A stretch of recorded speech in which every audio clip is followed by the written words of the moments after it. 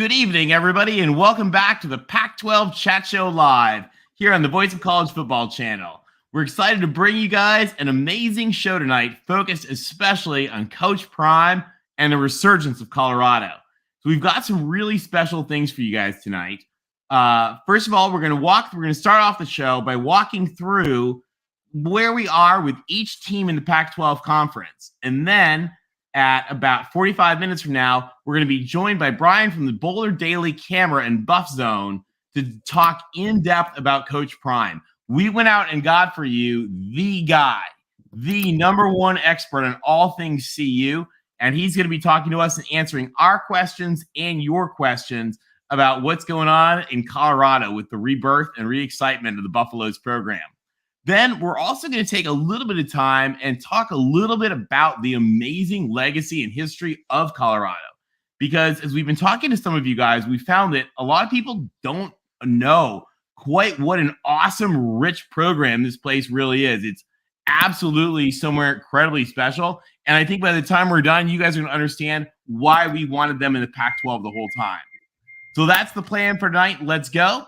After that, we're going to open it up to calls. Now, if you have questions for us about the teams we're talking about, if you want to make sure that everybody gets them, you can do a super chat or, just otherwise keep engaging in the chat. We do want to clear something up, though. We want to make sure that everybody has a good experience here. And we want to make sure that our guests, like particularly Brian and folks like that come on, are treated respectfully. So we kind of have like two real basic third grade standards we want to make sure are adhered to during the show tonight for everybody in the chat. First, be interesting and add value. Like, don't just be a troll. Second, this is real easy. Don't be a dick and keep it to the Pac-12. Again, there's a lot of other places you can go if you want to like blabber about Ohio State. This is not the place. So as always, no personal attacks on guests, callers, or other chatters. No incessant and worthless trolling and whining, and absolutely no derogatory or discriminatory nonsense. Pretty basic. We are going to stick to adhering to that, though. So, guys, Coach Prime is in Colorado. We're going to talk more about it in a minute, but I just want to get from you guys, what are your just quick takes on this just momentous hire here for the Pac-12? I got to be honest, when I heard it, I didn't believe it. I thought someone was messing with me. Now, that's not a slight on CU or anything at all. I just thought that Coach Prime was waiting for, like an absolute top program. I was thinking maybe somewhere in the Southeast locationally, maybe somewhere in a high conference like the SEC. But Colorado and what they have and what I've been reading on Colorado, and we all know from Colorado's history, we know how great that can be. It may not be. There's a lot of recency bias that people look at Colorado and don't realize what it can be very quickly with a coach like Coach Prime. But I got to be honest. Initially, I was like, huh? And I think most people that are honest, they're probably thinking the same thing. But but reading and just doing a little walking down memory lane and realizing, the Rashawn Salams, the national championships, the actual, Cordell Stewart kind of guys. I think with his recruiting and with his passion, they're going to be a powerhouse almost overnight. Likewise, totally surprised. We heard, rumors that he was looking at some different programs. I think one was even ASU, and Colorado was mentioned. But I for one, didn't think he was going to come out here. I thought maybe Georgia Tech would be a program he would look at, but they hired their interim, and but as Tim mentioned, Colorado's history, that there is potential there, but were they fully integrated? Did they have buy-in from their board, the president, the AD? Nobody really knew because we had it on our graphics. Colorado's been a dumpster fire all year, but credit to Colorado and Rick George, and we'll hear more of that. Excited to have Brian Howell from the Daily Camera, who, if you're not following him, you want to give him a follow. I dropped it in the chat. It's on Twitter at Brian Howell, HOWELL 33. And he is on top of everything. He's going to be joining us at 8:30.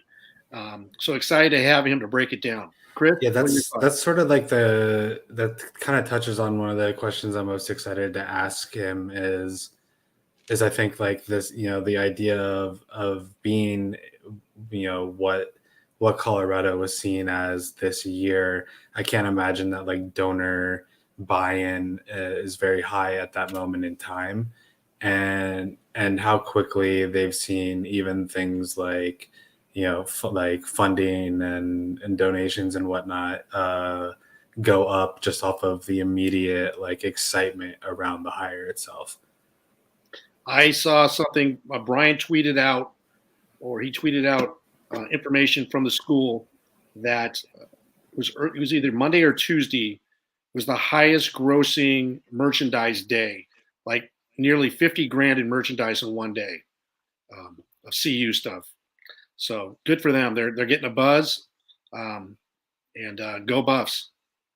And we're gonna talk a lot more as we get, like I said, we're gonna go through all the other teams, and then with Brian from the Boulder Daily Camera, we're gonna talk about Colorado, and we're gonna talk about some of the wild and rich history of Colorado's past and the role that Coach Prime is gonna play in it. And if you guys don't recognize the characters here, we're gonna talk a little bit about who they are and why they are an important part of the history of college football. And there's some pretty cool characters in there we're gonna be digging into. So, guys, let's dig in, which is going to get really exciting here. And let's start taking a look at where we are with each team right now, kind of doing a kind of look back and look ahead. And starting here with coachless Stanford, with players gushing to the transfer portal. What is going on the farm? It's not good, is it? It might be good for UCLA, but and Chip and Shaw are boys a little bit, because regardless of what you think of a team as a whole, there's always individuals on those teams that can help other places. Part of why Colorado struggled so much the past year, right, was that they were just absolutely raided in the transfer portal, and it looks like that's what's going to happen to Stanford this year. And I don't know if it's going to get this extreme. I don't know what their total numbers are, but I kind of wonder at one point if it gets so bad for a team, at what number of players, like scholarship players on your team, does it become like too difficult to even field the team for that year? I'm not saying it's that far, but like at a certain point you kind of worry about that, right? You can ask USC in 2012 and 2013. But yeah, not having the guys to compete and everyone leaving your program, especially when you lose a coach, right? The winningest coach in Stanford history. When he goes, it's going to leave a huge void. You're already seeing the offensive linemen just entering the portal and players leaving. Like you said, we were able to get Blackman at USC last year from the portal. And it was huge getting him and Brendan Rice, arguably their best receiver as well. So when this kind of discord happens, you're losing players. It's making a bad situation worse. And it's going to be interesting how they get that program, the Cardinal program, revitalized. Yeah, I just saw a linebacker committed to Utah, jumped in the portal, and so Utah is going to get a great player. Very smart player, kind of similar to what happened with SC. We picked up Austin Jones, and I think they have 17 players that are, last time I checked, were in the portal. There's going to be more. Big turnover there, and obviously Stanford has some decisions to make on a university level, and that's part of, I think, why David Shaw may have left, is because he saw the change in college football, and he probably realized he couldn't compete at the same level, and it was basically a no-win situation. So Stanford has to decide if they are going to have some changes in their admission requirements and or for grad transfers, and when it comes to NIL. So we'll have to wait and see. That can be a great job, but as it currently is constituted, not so much. Yeah, the grad situation there, grad school admissions, is something that's killing them, right, Rick? I mean, there's Yeah. no ifs, ands, and buts about it. That needs to be fit. If they want to play Division I football, they got to make a decision. Do we want to drop down division and keep what we're doing, or do we want to join the rest of the country and play Division I football? Now, there's another school that has had a lot of the same problems as Stanford as far as making it very, very hard to transfer people in. And that is the University of Colorado, who made a decision to change that rather quickly. Do you guys think can Colorado be an influence for Stanford to be like, wow, it turns out it is easy to fix our problems? I think Stanford's going to do what Stanford wants to do. And Stanford has always done what Stanford wants to do, just to be clear. Oh, all right. So we move on to the next up to bat. ASU. All right. So since we chatted last, Arizona State got a head coach. Kenny Dillingham has come into ASU. He's started to hire some coordinators, started to put some staff together. He's got donors pumping millions into the program. Guys, what's going on in the Valley of the Sun? I think that's a great young, energetic, just very forward-looking hire. Yeah, one of the bright spots in a really good season for Oregon was the offense, and I'll be the first one to admit when I said, but the throw picks and who is Dillingham? Yeah, I mean he's hot, but let's see when he gets in, start playing some Pac-12 football. We'll see how well he does, and he exceeded expectations, and clearly to a level where he's now looking at a head coaching position. There's a lot of turmoil there. Talked about the portal. I think they're going to live and die by the portal. I'm sure he's going to pull in some great offensive players, but will he be able to get some guys on defense to make them competitive in year one? Yeah, he's a young, energetic coach. He's starting to assemble his staff right now. He's got AJ Cooper, linebackers coach. He's keeping Sean Aguano as the running backs coach. That's a great idea, I think. He's got, so going to get some continuity. They've got respect. The players really gravitated to Sean Aguano. Rashad Samples is going to be working wide receivers and overseeing the passing game. And Saga Tuatele is pegged to be the offensive line coach. So there's some young, energetic talent coming in to accompany Dillingham. He is an ASU grad. The guy's got passion. He's young. And there's some opportunity for them to sign some players in the transfer portal. I'm sure he's reached out or is reaching out to DJ, who recently went into the portal, because he's got Bo Nix. He reshaped Bo Nix's career, and that's right now what DJ needs. In fact, I saw on Twitter that DJ was at ASU. He's got the forks up. So look for Dillingham to find a quarterback that is going to be able to bring other pieces to ASU, and they're going to be a force. Again, they've been the notorious sleeping giant for 40 years. So maybe Kenny can wake them up, stick a fork in them. I like it. I think you guys are right. I worry that he doesn't have the athletic department around him. But then I'm worried about Colorado too. And they did that. They showed that they are ready to make that commitment. So I think we'll see the same with ASU. Well, I think Tony, the thing too is this is great on behalf of Colorado because they are raising the bar. This is like back to back now. USC raised the bar. People took notice. Look at Washington. Washington made a great hire. Now, out of nowhere, Colorado hires Coach Prime, and now ASU better get their leadership together. I would argue, LBC, not only are you right on that, but we saw, and we're going to talk about this a little bit more in a little bit, but we saw ASU, we saw Arizona raise the bar on their mess. Mm-hmm. We've seen Oregon State raise the bar on their mess. We've seen Utah take their bar and was already high and raise it more. We just in half the conference, I think we've seen some pretty amazing stuff. Which is good. Actually, we got a comment coming from Larry as soon as it pops up. Larry, I absolutely agree with you on this. Larry says, and Larry, as always, thank you for helping support the channel. Larry points out the Pac-12 is about to become unrecognizable from a short time ago, already going in that direction. Larry, I think you are 100% right on that.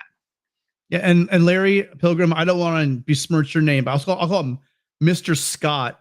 Mr. Scott was asleep at the wheel. All this should have happened 5 to 6 years ago. We're probably looking at a much healthier Pac-12 going forward than we have right now.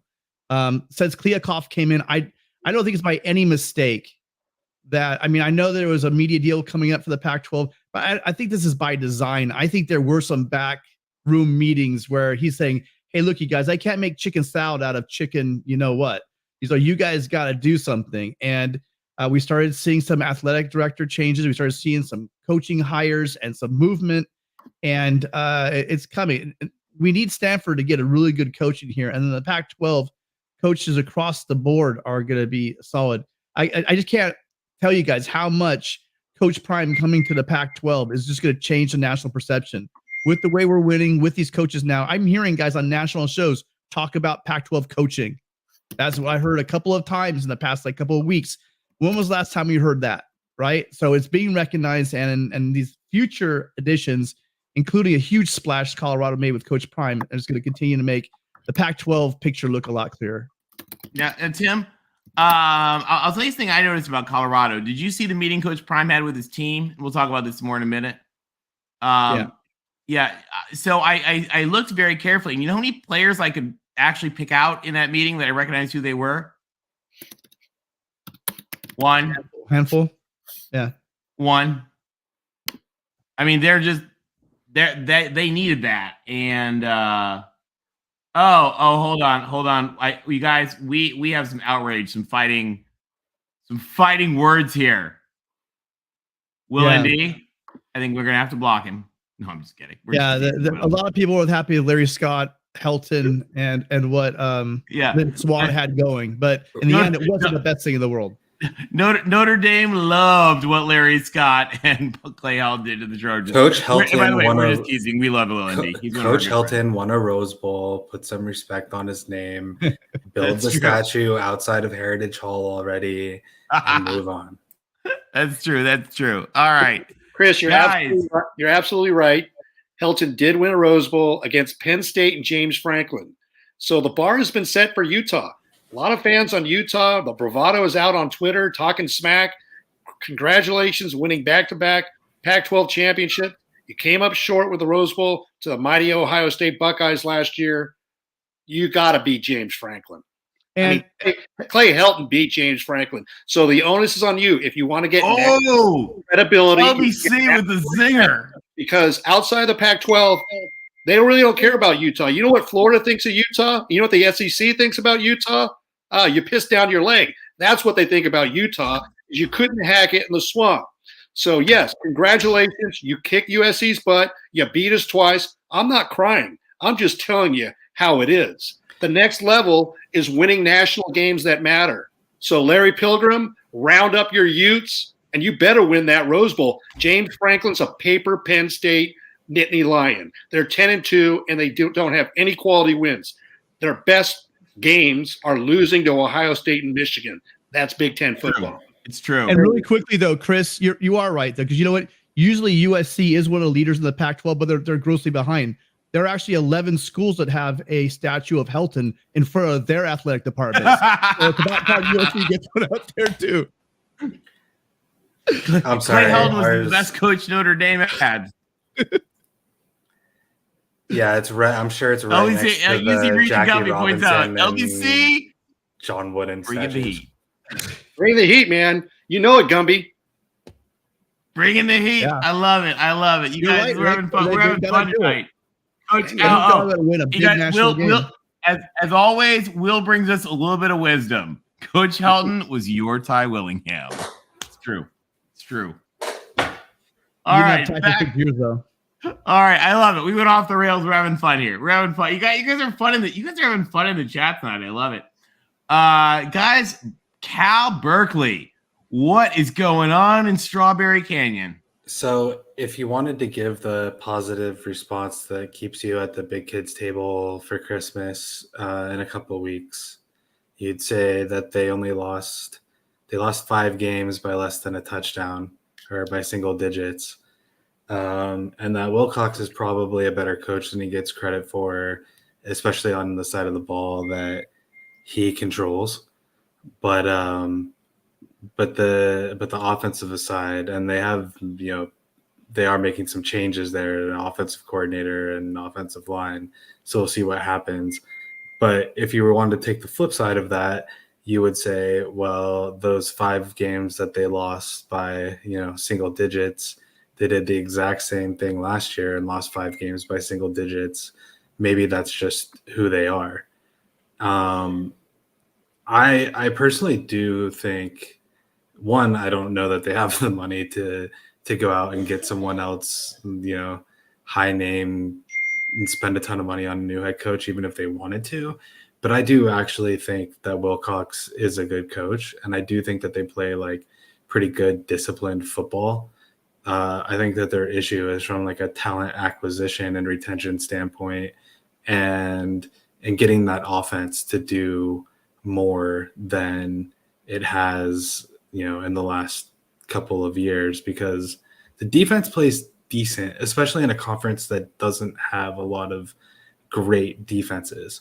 There's something there, and I don't think that they're tremendously far away given by how many close games they've lost over the last 2 years, but they're dangerously in a spot of going even further down the conference if Arizona State and Colorado get their act together and Jed Fish keeps doing what he's been doing in Arizona and showing constant improvement over time. So I think it's a big year for Cal next year to finally do something on the offensive side of the ball. Yeah, but even Cal's defense, Chris, if we're really being honest, they were in the bottom half of defenses.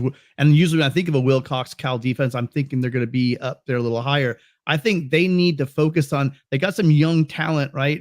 Jalen Otts is an awesome young guy to build. Yeah, the real quick problem with that is I'm sure that everyone in the country is whispering sweet nothings in that kid's ear right now. Well, I'm not lying. I keep checking the portal. I'm not gonna lie to you. Yeah, I mean, they just had a transfer. One of their better linebackers just transferred to UCLA, and then they got in. Yeah, I'm sure they got to hold on to who they've got and try to build on it. Sorry for cutting you off. No, you're right there. But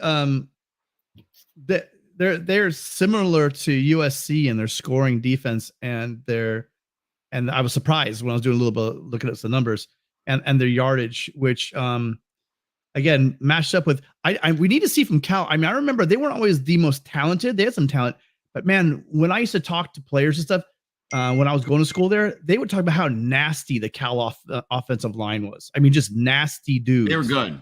You know what I mean? And then they really need to get some of that. If you can't get the top talent, we need to see some of those mauling Cal defensive lines and offensive lines again, because you guys tend to get the skill position guys. It's just those lines. If we really want to get Cal back to where they should be, I really need some work in the trenches. And by the way, I love the phrase bear raid. Yeah, Cal recently hired a new offensive coordinator from Texas State. I believe it was Jake Spavital. So as you know, Cal struggled on offense. The Wilcox is a defensive-minded coach, has already been touched upon. They've always had a pretty good D, solid D, but the offense was just struggling behind an offensive line that never found its identity. They have great skill players in Jaden Ott at running back. They had the transfer Jack Plummer coming in for Purdue, and they've got some good wide receivers. But they need a new offensive identity. Musgrave ran its course. So Cal's upgrading in that respect. Although, losing, I'm gonna attempt this right now. Olufemi Oladejo to UCLA. He's a top linebacker. I think he led the team with like 90 plus tackles. I was hoping USC would get this guy. I watched him play several games with Cal, and the guy always stood out during the game. So congratulations, Chris. You guys picked up a solid linebacker. And that's got to hurt Cal because that guy is like the glue in the middle of their defense. But hey, look for Cal to get things figured out. They're taking their steps, but they can only have a more positive season next year, 5-7. And unfortunately, one of those losses was to Colorado. And John points out Slovis and Daniels are available. That's right. Should they be quarterback hunting? Guys, a team that had a really good season this year. Couple of big wins. Couldn't quite pull off a couple of close ones. What do we think about Wazoo Cougars? Cougars are great, man. Cougars are they had a fantastic season, 7-5. They lost close games to the top teams in the Pac-12. I think the game that kind of changed their fortune or was misfortune was that game up in the Palouse early in the year to Oregon. They were ahead by 12 with just under, I think, 5 minutes to go, and they end up losing that game. And so that's kind of what happens with young teams. And they had they got the transfer quarterback Cam Ward from Incarnate Word, the FCS school, and that was early in the year. I think he's gotten better, but he needs to improve to keep up with the level of quarterbacking in the Pac-12. I mean, let's hear it for the Pac-12. Pac-12 has the best quarterbacks, top to bottom, in any other conference. You can go ahead and argue if you're the Big Ten, ACC, SEC, or Big 12, but it really doesn't matter. In fact, I think the ACC has 5 or 6 of their quarterbacks in the transfer portal. So what does that tell you? But Washington State is going to be taking the next step. They've got to take the next step and win those games against the teams like Oregon, Oregon State, USC, although they won't be playing USC next year, but the top teams in the conference. Yeah, and I think you hit on the head. I totally agree with you, Rick, when you talk about that game they lost up at the Palouse. That game really looked like it was theirs. And I won't use the phrase everyone uses because I know it hurts, especially when bringing it up when you talk about that game. But they somehow seized the feet, right? And it did hurt. I did derail them, but they lost to the teams. They had no embarrassing losses, right? They lost to the teams that we thought that they would be competitive games. And they fought hard. I mean, they played well in all the games. There was close games, USC, right? Close game against Oregon. They won the Apple Cup and they beat Washington, which was huge. So when you look at a season and you need things to go right, go your way, it looked like they were sorry, Apple Cup. They lost they lost the Apple Cup. But I mean, with the games that you want to win, they won, the ones that you expect to win. Where they struggle is getting the talent. I think the talent level with Ward coming in, usually the young guy like that, he's a gunslinger. He had a lot of turnovers. They cleaned up those turnovers and they'd protect him. The difference between Washington and Washington State, even in that game, is look at the offensive lines at Washington compared to Washington State. The kid had no time to throw on most of those plays. He was getting sacked and made him make some really bad decisions late in the game when they were down. So. I think a bowl game for a team like this is way more important than it is for maybe other teams because the extra weeks of practice that you're getting, like going into next year, and the momentum that you build off of that with a guy that's still in his first year as the head coach going into the second is pretty invaluable. Whereas other teams, granted, Utah's playing in the Rose Bowl. If you take Utah, for example, say they weren't playing in the Rose Bowl and they were playing a lesser bowl, those extra 2 weeks of practice before you go into the next year, aren't going to really change what Whittingham is doing or getting more people to be even more familiar with your system, et cetera, et cetera. But it really can actually do a lot for them, going into next year, getting these extra weeks of practice. So the Cougs were awesome, and I wish them well in their bowl game. Yeah, they're playing the Jimmy Kimmel LA Bowl And that's going to be a good game against Fresno State. Fresno State's a quality team, 8-4. They won the Mountain West by beating Boise State up at Boise, and this is a good measuring stick because Oregon State did beat Fresno State, and so did USC. So if Washington State wants to be that team on the rise, they've got to go out there and they got to beat Fresno State. Another positive for Washington State, a young team in their second game or their third game, I believe it's the second game, traveled to Wisconsin, beat Wisconsin at Camp Randall, and played their brand of football, winning a close game 17-14. So at the time, fans were saying, well, Wisconsin's down, they're bad. They played in a weak Big Ten West Conference, but Wisconsin 6-6, they're going bowling. They're playing Oklahoma State in a bowl. So as bad as that loss was, and the Big Ten fans were discounting it, hey, that Wisconsin team's a bowl team. So that kind of makes the win a little bit bigger, a little bit more significant than it did at the time. So good luck to the Cougs. And I still can't get over. I mean, people don't appreciate. Last year, Wazoo had to fire half their coaching staff, including their head coach, in the middle of the season. I don't know if we've ever seen a team have to fire, and it was for compliance reasons, have to fire half their coaching staff and still go on to be as successful as they are, have more changes like they've had, and have a great season. I give hats off to the Cougs on a pretty strong season this year. Now, a team that is definitely really on the up, guys. What about the Cats in the Desert? I'd really like their wide receiver to come to UCLA. Hands off, we need him in LA. The doors are open for Singer because that guy is amazing. But they did, and the name escapes me, their other great wide receiver is staying there. We've talked about it a lot all year, right? And I think that everyone thinks that Jed Fish is moving in the right direction year over year.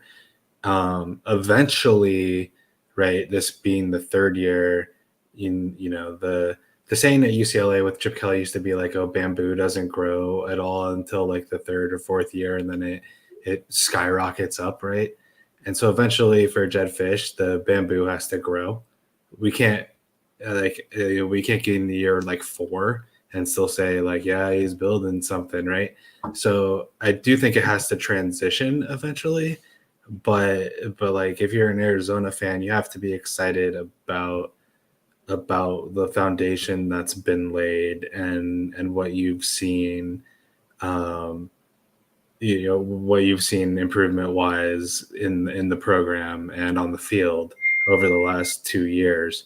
And I think the hope is that next year you finally make the next step up into the middle of the conference. And honestly, you've been good enough to do it. Last year, you've shown glimpses.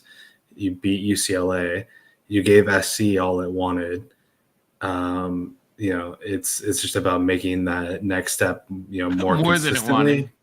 Yeah. Right. Making that next step and being consistent while doing it. Yeah, Arizona can afford to lose Singer because they have McMillan, who's just he was definitely on one of the all Pac-12 teams, right? Definitely a freshman all Pac-12 player, and Cowing, both those guys. And then the big thing here is you're going to get a whole nother year of Jaden DeLora. He's going to just have one more year under him. He's just such an amazing quarterback. He just makes magic happen. You really can't count that guy out on any play. Jed Fish, again, what he's doing with his offense, that's not really his biggest surprise as it is that how he's recruiting and how he recruited California recently. T-Mac was a guy that pretty much everybody in the Pac-12 wanted, and he went there and grabbed him. And I really do like the way I called it in the game, the way Wiley ran in the Territorial Cup. I mean, he just was like he is a talent as well. So they have the offensive place, but here's the side, Wildcats. We've seen your defense And when you have Pac-12 teams calling out your defense, because we don't have that many, when you have other teams calling out your defense, you really have to kind of take a look at what you're doing. The Wildcats defensively were just ahead of the Buffaloes, who gave up 500 yards a game. They gave up 467 yards a game. But I don't care how good your offense is. You gotta sort that defense out. Otherwise, it's gonna be a little more of what we got here. A good team, but you can't score enough points with a defense like that. Arizona is this year's Colorado for next year. So Arizona got themselves a bright young coach. He had a good signing class. He brought in some 5-star talent in McMillan from Servite, which wasn't like imaginable, but Jed Fish credited him. The offensive side of the ball is solid. And Delora was a great pickup in the portal. Delora had a better season. He showed growth from the last season to Washington State, and he'll continue. If they're going to be successful, they're going to continue. Proud heritage at Arizona, Desert Swarm. It's had that pedigree of winning in the past, but it's been in the past. I think you're seeing Arizona improve tremendously from 1 win to 5 wins. They're no more the laughing stock. And this year, you're going to see Arizona, much like USC has to, they have to address the defensive side of the ball. There's only so much you can do in 1 year. I think offensively, they did some great things and will continue to do great things. It's what are you going to do on the defensive side of the ball so you can take that next step. I think they got to be happy. They won the Territorial Cup. They beat ASU 5-7. They upset UCLA. That shows promise for the future. Very close to becoming a bowl team, and nobody would have given Arizona a chance becoming a bowl team this year. So let's see how they address the defensive side of the ball and how they move forward. And I mean, he didn't get any kind of awards, but I just looked it up. He led all true freshmen in the nation with McMillan, that is, with 702 yards. This guy is going to be a star in our league for sure. All right.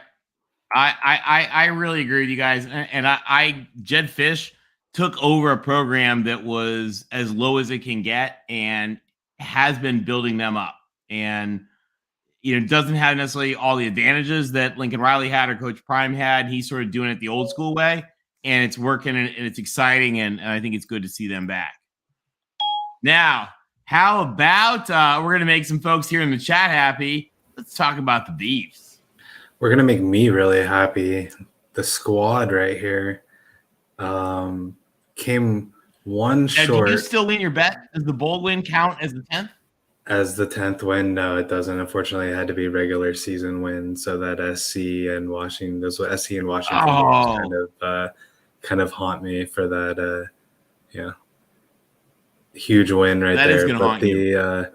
But it's all right because the Beavs had a great year and should be super proud of their squad. I love that Jonathan Smith is finally getting the recognition, getting Pac-12 Coach of the Year. More and more people are realizing what a great job that guy is doing with that Oregon State program. And and it's great that it's a guy that wants to be there and went there.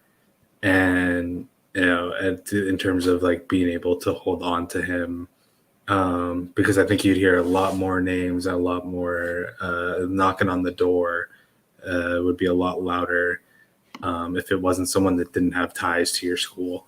But yeah, no, the Beavs, what is there not to say? It's 9-3.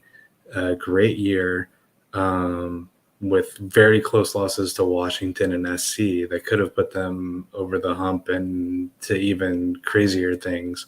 But they're going to have to settle to going to Vegas and avenging the Utah loss for the conference by smacking the Gators around come bowl season time. Yeah, when we think of Jonathan Smith, right, ex-quarterback for the Beavs, and we think about that offense, that offensive veteran offensive line. But I've been saying it all year, and I only picked against Oregon State one time the entire year, and that was when SC played them up at Research. Even then, I wasn't sure. They're an awesome team. What he's doing there in 5 years is truly amazing. They were second in the Pac-12 in defense, and I don't think a lot of these teams and these fans around the nation just know how good this B defense is.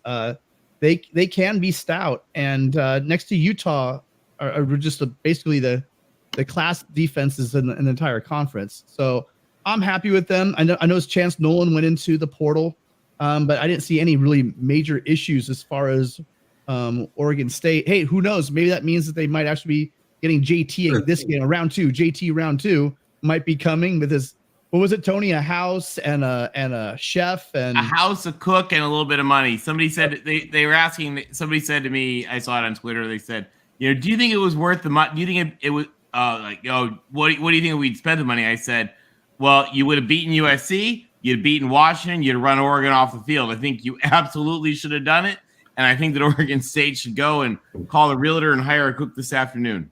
So, Tim, really quick to your point, like I feel like the fact that they didn't have great quarterback play, right, and they still went 9-3 and gave SC and Washington like really close games, who were two of the top teams in the conference. Like, there's an argument that it's the most complete team in the conference, except for the fact that they don't have quarterback play, right? I mean, I'm sure Utah fans would argue that one with me, and there's other, and they'd have a good argument, right? Very good argument, But it's more about just wanting to like reiterate how good this Beavers team was. Like without one of, they went 9-3 in a conference where their quarterback play was bottom quarter. Yeah. Well, Larry and Utes, let me ask you a question. Why don't you guys switch quarterbacks with Oregon State? How do you think your season and their season would have turned out? We would have seen them probably as the Pac-12 champs, right? And I don't know if you got that hot, fast, young running. That's going to be hard for Utah fans to believe, given what happened in Utah against these two teams. That was a bit of a murder. There was, but I hear your call point. the police and report that murder. But here's the thing: if that game was in Corvallis and Utah had to go there, the same thing could happen. Imagine, and I like the point, Tim. I like, give them Caleb, give them DTR, give them Penix, give them anyone that's from one of those top six, any of those top 6 guys, and they probably beat SC, they probably beat Washington. They're like 11-1 playing in the conference championship game. I'm sure Caleb would have loved to have that offensive line. I'll tell you that right now. So yeah, I mean, so they well, that's not fair. We had to get off it, but I will say that they are. I guarantee they're shopping around the portal for a quarterback. That's all I'm gonna say. I know people are high late in the year, but literally. But I think that if they get that quarterback, that house and the chef and a little bit of pocket money, that would have been worth a Pac-12 championship. You guys would have been right there with anybody if you had the right quarterback. So great job, Beavs. I can't wait to see. Do not let us down you guys do not let us down the bowl season, Pac-12. Yeah. And if you follow the illogical SEC transitive property rules, Oregon State could win the Pac-12 by beating Florida. Let's give credit to their freshman running back of the year. Yeah, Martinez. Damian Martinez, solid. Yeah. They've got a great running back. They got Jam Griffin. He's also, I think, a redshirt sophomore. They've got a great offensive line, great defense. The thing that they're missing, you guys talked about, is the quarterback. I think Jonathan Smith will get that solved. The transfer portal, there's a lot of quarterbacks out there. I think they're going to find the right one that's going to fit their system. I'm sure Jonathan Smith knows that. But you got DJ out there. You got Slovis. You got JT Daniels. There's other quarterbacks going to be going into the portal. They've got an opportunity to make a statement. Las Vegas Bowl against Florida, and hey, Florida is an average team by their standards and by SEC standards. They're 6-6, but still, They're going to have, I think, multiple players. I think up to 20, I heard, that are going to be opting out of this game. And Anthony Richardson is declared for the NFL draft. Still doesn't matter. It's the SEC. Their second and third teamers should be able to beat a weak Pac-12 team, and they don't respect the Beavers. And they've got to come across country. So you're going to have to do what all other regular college football teams do. You're going to have to travel. You have to travel to Las Vegas. Don't make excuses. Florida. I could care less if you have half of a team. It's a game. So good luck to the Beavers, and take a bite out of those Gators. Build a dam. Well, and they have that. They're getting their offensive line back, and I'm thank God Rick's here.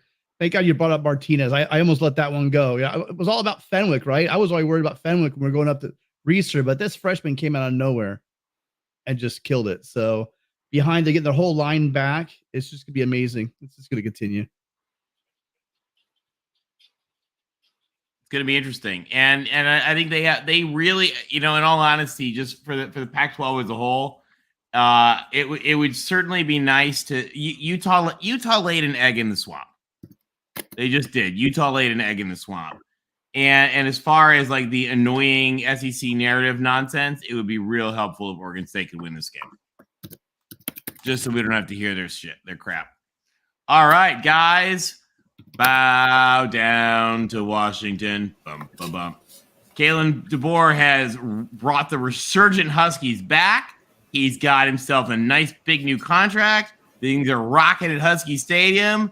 What do we think about the 10-2 Dogs? I'm going to let Tim just grandstand for Penix because I think he's the number one fan in this chat of the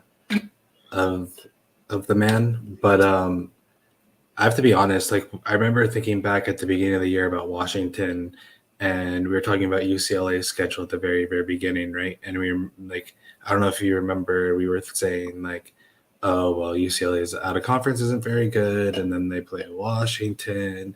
So like, they could be like 4-0 going into Utah, and we don't really know anything about them. Well, this Washington team, with their first-year head coach coming from Fresno State, turned out to be pretty damn good. And, if it's any indication of, what he did at Fresno State offensively and what they just did last year offensively with Penix, I think there's a lot to be really, really excited about as Washington fans because you're way ahead of schedule and way ahead of where people thought you would be even this year. And, I don't see any reason why it goes another direction. Yeah, well, so I will jump on that Penix wagon. It's not just Penix; it happens with with the whole team. And but Penix averaged 362 yards a game through the air this year. To give you an idea, Caleb Williams had 361 or 362 in the championship game, and that was a championship game record. So this dude averaged that every single game all year long.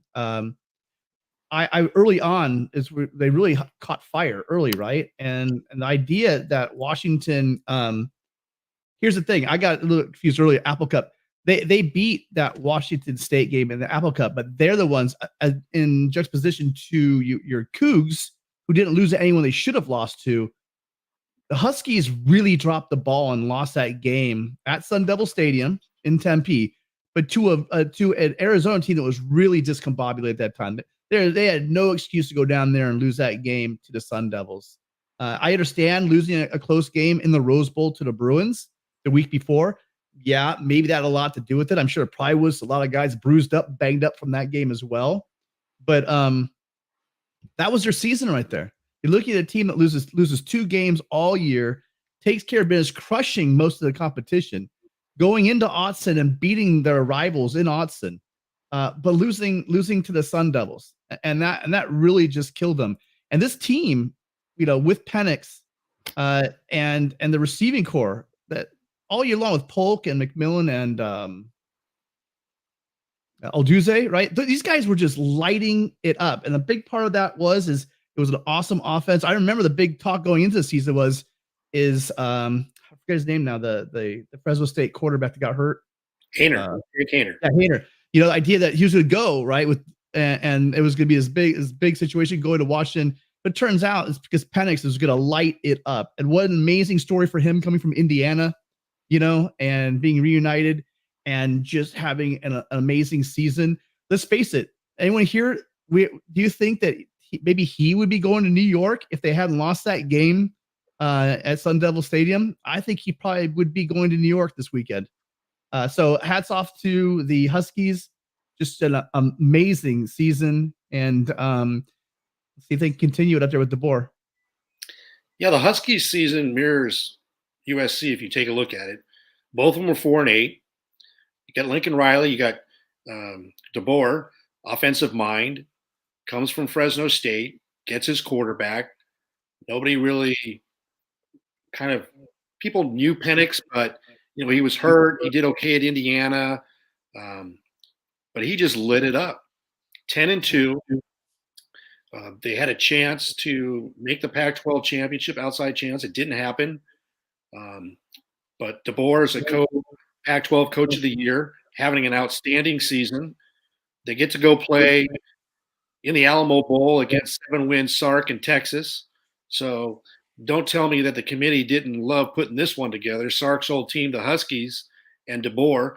And we're going to take a look at Washington. Are they going to be ready to take the next step? They got a big win out of conference, beating Michigan State, just throttling them in Seattle on Montlake. And they're ready to take the next step. They're going to be competing for a Pac-12 championship. It's going to be beautiful. USC's got to play Washington next year and Oregon. And so there's going to be some great national games. The Pac-12 stepped up this year, and Washington was a big reason why. It's a disgrace that Penix is not going to New York for the Heisman. I don't think Stetson Bennett belongs there. I think a lot of people would agree. And Penix just lit it up. And kudos to DeBoer, offensive mind, and he put Penix and his receivers and his offense in the right positions, and they played an outstanding year. Yeah, I really think they're back. I have a lot of friends from UW, and they're excited. I mean, they have the energy. It's very, very much like at USC, and it's really, really good because Husky Stadium. And we're going to talk a little bit in a little bit about a very, very famous Washington, Colorado game. You know, back when both of them were rocking and literally winning national championships in back-to-back years. And we need Washington to be powerful for the conference. And it's good for the sport. And Kalen DeBoer, hats off to him, and hats off to Jen Cohen. Because when put in a nasty situation with the whole Jimmy Lake mess and, you know, falling around her, she went and she got her coach, and she knew that he would be great. And absolutely was. So kudos to Jen Cohen on that one. All right. Quack, quack, quack. What do we think about the goings on in Eugene? One offensive coordinator short now. I'm sure they'll be fine. And people talk about like, oh, Justin Flo's in the transfer portal, so-and-so's in the transfer portal. Oregon, yeah, people can like get excited about who comes, who goes. Their running back might leave. Like, Oregon's going to be fine, and they're going to have people, and they're still going to be good.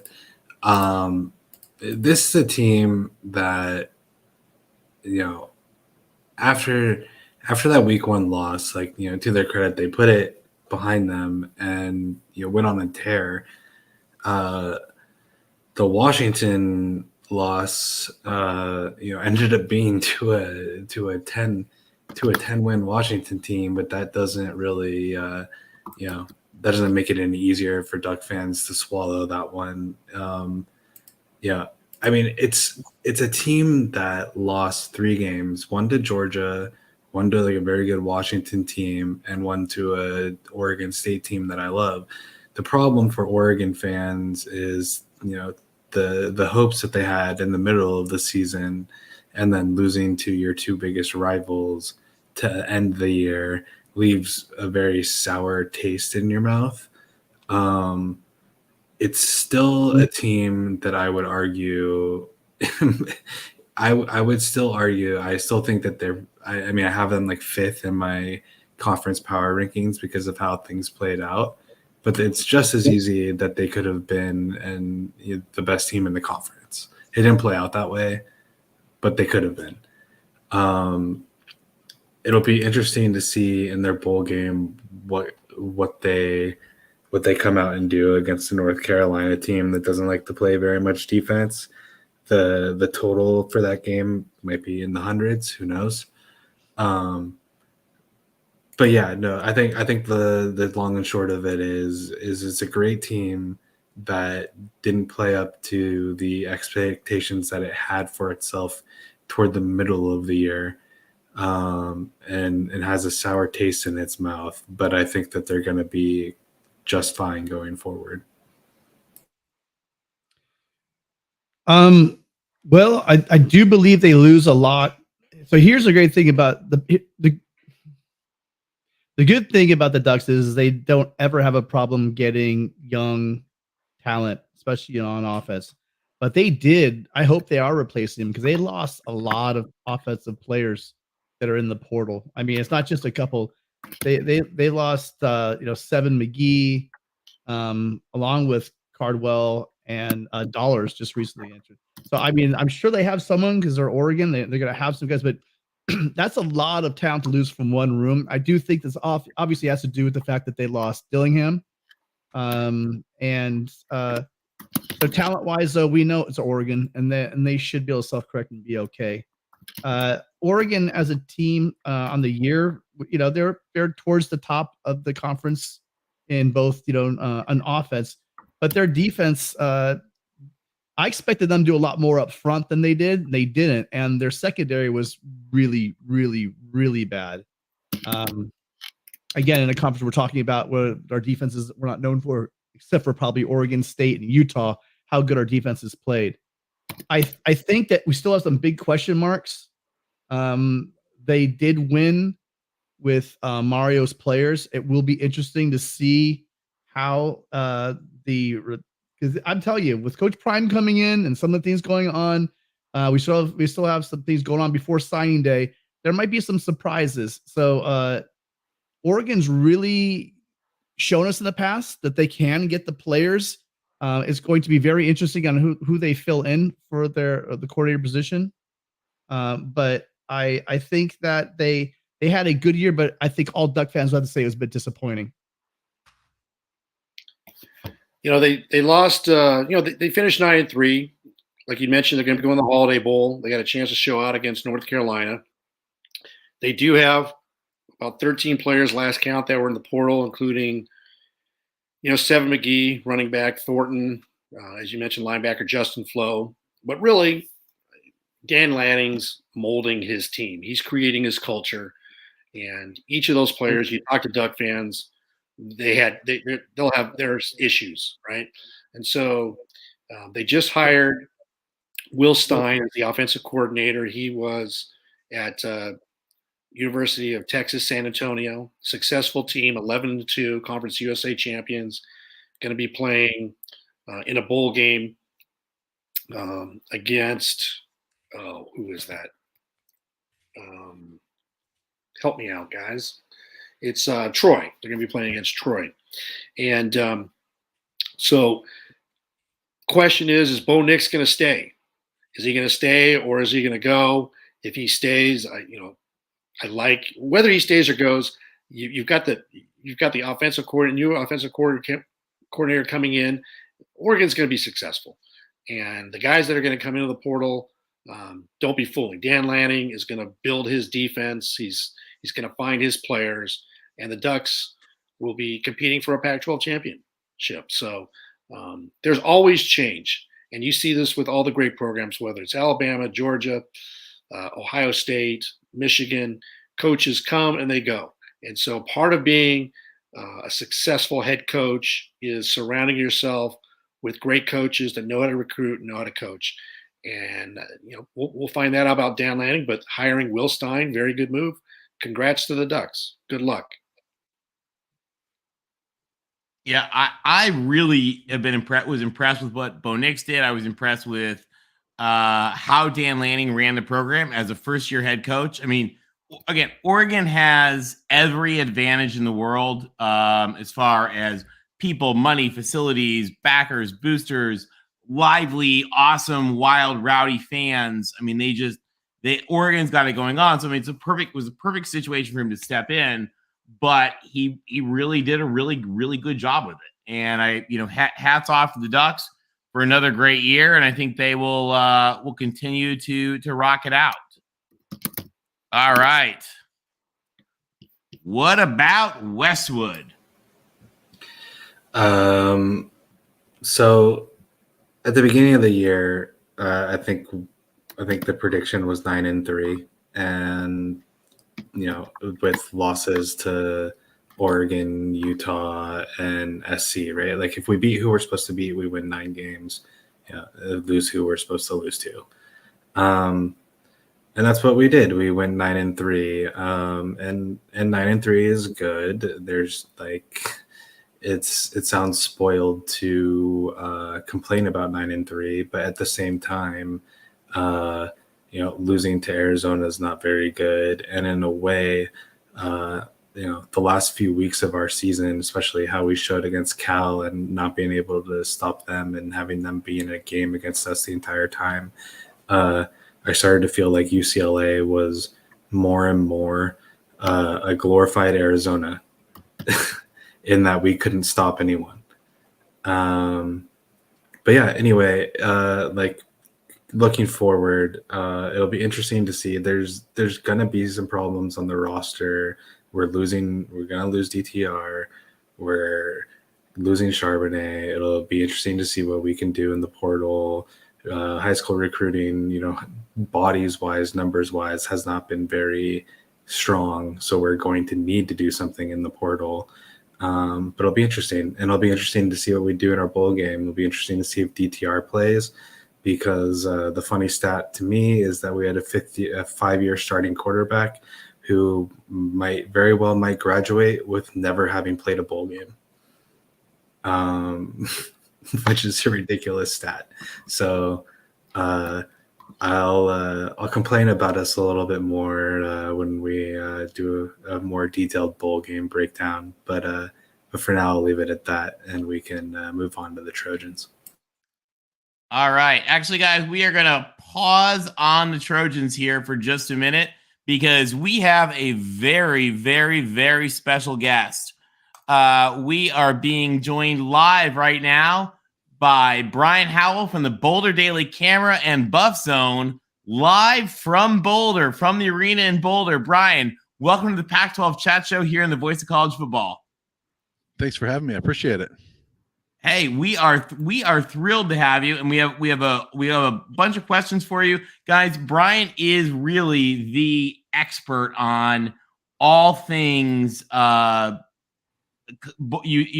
Boulder. He works with the Boulder Daily Camera and Buff Zone, and just absolutely the guru. You guys have seen him all over. Brian, our first question for you is we want to salute Rick George because we do these little cartoons on our show, and we had Rick George in the center of the dumpster fire for Boulder, and he has absolutely pulled the rabbit out of the hat to do some amazing things. And we'd love to hear your thoughts.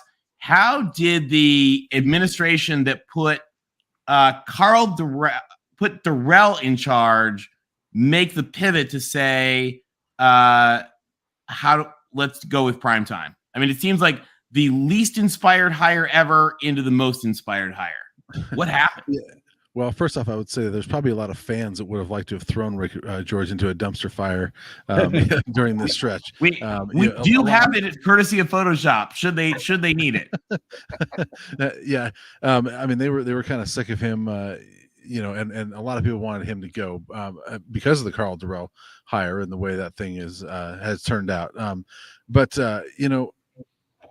basically it is a 180. I mean, it's a total flip from what CU's done in the past. And, I thought Rick George had a really good hire with Mel Tucker a couple of years ago, and really took a chance on a guy that's an up and coming coach. Now, I know Michigan State wasn't very good this year, and Mel Tucker still's really got to prove it over the long haul. But I think it was a pretty good hire at the time. But he was burned 15 months later, and a lot of times you'll see ads will do 180s when they're burned, right? And he did a 180 at that point and went with the very safest hire, which was Karl Dorrell, and that didn't work. And now complete 180 where you're taking a big time chance on the biggest name out there, arguably the most charismatic coach out there. I'm not sure there's a person on the planet with more confidence than Deion Sanders. And you go out and get that guy. There's so many things that are different. They're paying Deion more money than they've ever paid a coach by almost $2 million right off the bat. They're paying the assistant pool $1 million more than they've ever paid anybody. And they got the administration to change some of the admission standards as far as getting transfers into school. And they got a collective built in time for all this to get done. That's all happened in the last 4 weeks or so. So they have completely done a 180 because they understand this program needs something like this. Brian, thank you so much for coming on the show. We know you're extremely busy. You'd mentioned to me that you were going to be finishing up a women's basketball game. You're there in the arena, and I don't know how much sleep you've had the past week, but you're doing an outstanding job. Guys, if you're not following Brian on Twitter, please. Amazing stuff. You can follow. I've been following kind of the pulse of what's been happening there. Clue our viewers in. Let us know, when did you kind of get word that, wow, Colorado's talking to Deion Sanders, and this sounds like it could be happening? The search was about 2 months long, and right off the bat, I never even thought about Deion Sanders, and he wasn't even on any of the initial lists of candidates that everybody does whenever a coach is fired. But then it was a few weeks into that, you start hearing that Colorado's got interest in that, in Deion Sanders. And my initial thought, and a lot of people's thought, was, oh, come on. They're not getting Deion Sanders. And, at that point in time, this is about the time that Deion's on 60 Minutes and game day is going to Jackson, Mississippi. And my thought was, when all these Power 5 jobs open at the end of the year, Deion Sanders is going to be wanted by all these Power 5 schools. There's no way he's going to pick Colorado, which is going to be 1-11. And, as you guys mentioned, sort of a dumpster fire. And my whole thought was, the only way he's coming to Colorado is if this is his only Power 5 offer. And as you got into the last week or two of this search, it's like, this might be his only Power 5 offer. And the only other school that you heard seriously him mention was South Florida. And then towards the end, when Luke Fickell left Cincinnati to go to Wisconsin, you started to hear Wisconsin a little bit, but you never heard anything serious other than Colorado and South Florida. And that's when it became like, wow, this might actually happen. And it wasn't until like late last week that it really started to hit that, yeah, this is happening. I'm sure there's a lot of excitement. There clearly has to be. I mean, the whole Pac-12 is excited about this hire. Are there concerns, just bridging off of what you just said, that there were not a lot of Division I FBS offers for him? Schools like Auburn, maybe even like a natural fit. Everyone kept kicking around, like Georgia Tech, right? Being a big Atlanta guy with the Braves and the Falcons. Is there any concern by fans or the media that he did not have any other big offers? Yeah, for me, I think that, initially I think that's a red flag. What is it about him that none of these other schools wanted to take a chance on him? But the more I've thought about it, a lot of times coaching hires are somewhat safe, and, even like Auburn going with Hugh Freeze, and obviously he's had his baggage, but that's a somewhat safe hire because Hugh Freeze has been in the SEC and he's won. So they know what they're getting, right? A lot of times ADs like to go with, they know what they're getting. And Deion Sanders, you don't know what you're getting. I mean, you're getting the confidence, what you're getting as far as what he's going to bring off the field, but you don't know what you're going to get as far as can he coach at the Power 5 level. And I think you're taking a somewhat of a big chance on Deion. And, I give Colorado credit for rolling the dice because I don't think there's another program in the country that needed a jolt like this and needed to roll the dice more than Colorado, and they did it. And so I've kind of looked at it. Initially, I thought it was a red flag, but I've sort of switched a little bit and thought, I think there was just some, it wasn't the safest hire for a lot of schools, and Colorado took a shot. What is it bizarre to see the transparency that he's already brought to Colorado? I mean, three of the four of us, three of us are USC alums, and one is a UCLA alum. And USC gives less media access than the 1960s Soviet Politburo did. So is it wild that you're getting to actually watch team meetings?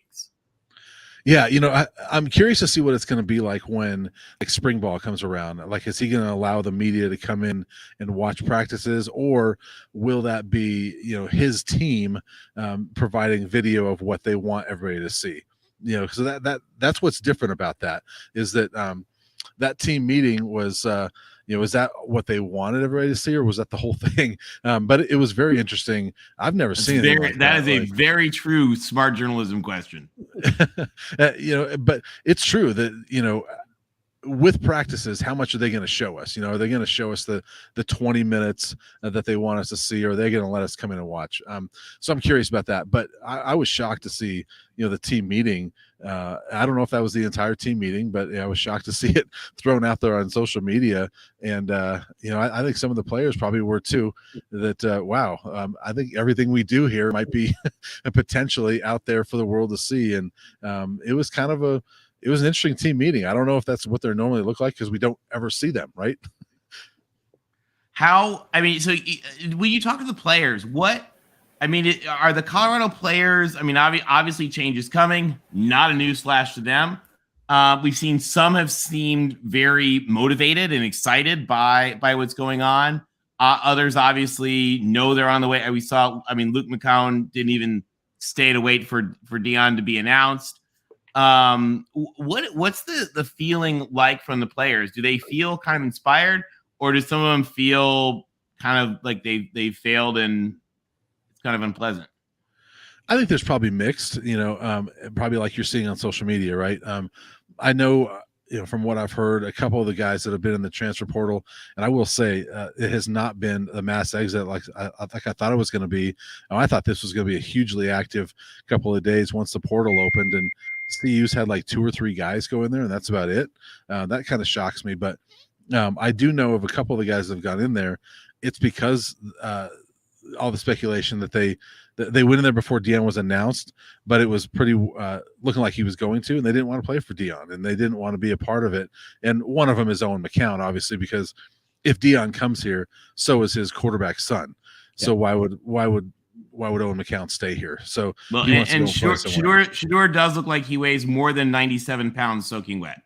Yes, so he right off the bat he's got that over Owen McCown. And hey, Shedeur's been successful. I'm just teasing. Owen McCown actually seems like an awesome guy. He just is. No, he is. He's a really good kid, but I think he's going to be a really good quarterback for somebody. To be honest with you, he's just he was about 167 pounds this year, which is pretty small for a Power 5 quarterback, as you know. So I haven't talked to any of the players, but just judging off the reaction of social media, it looks like there is a lot of guys that are like, hey, let's go. But then, I'm sure there's a little bit of that. What are we getting into here? Ryan, go ahead, Rick. Let's talk about the coaching staff that Deion's starting to assemble. We hear that Tim Brewster is coming with him from Jackson State. Also, there's reports about Willie Taggart, and I don't know if he's actually been hired yet, but there were some reports I was following on Twitter today that Mike Zimmer was reportedly going to be the defensive coordinator. That has changed. But can you walk through what you know on what Deion's done in terms of hiring his staff at this point, who he's hired and who he's looking at? Yeah, there's been a lot of different reports out there. Colorado hasn't announced anybody yet, but there's about 6 of the 10 spots that we can figure out at this point, and several of the guys have already started working at CU. I mean, Tim Brewster has put out on Twitter that he was heading out on a recruiting trip today for Colorado. So CU hasn't announced him yet, but he's out recruiting. So he's going to come here as the tight ends coach. Charles Kelly from Alabama, he was the associate defensive coordinator this year. He's being hired as the defensive coordinator, and he's been a long time coach and coordinator at Florida State and a few other places. So he's coming here. You have Sean Lewis, who's been the head coach at Kent State the last 5 years. They brought him here as the offensive coordinator, and he's had some pretty high-powered offenses there at Kent State. He's bringing his O-line coach with him. And then, Deion's got a couple of his defensive coaches from Jackson State that are coming with him as well. So those are the 6 that we know of. As far as Willie Taggart, initially, I thought that he was going to be on the staff, but it looks like Willie might have just been here. I know he was on campus this week, and it sounds like he might have just been here helping out and consulting a little bit with the transition, because Deion's not really around right now because he's back at Jackson State. So it's my understanding that Willie may or may not be on the staff, but at least he's been here this week kind of helping out with that transition. As far as Mike Zimmer, I don't think he's going to be one of the coaches, but it sounds like if he's going to be here, it could be like an analyst type of role.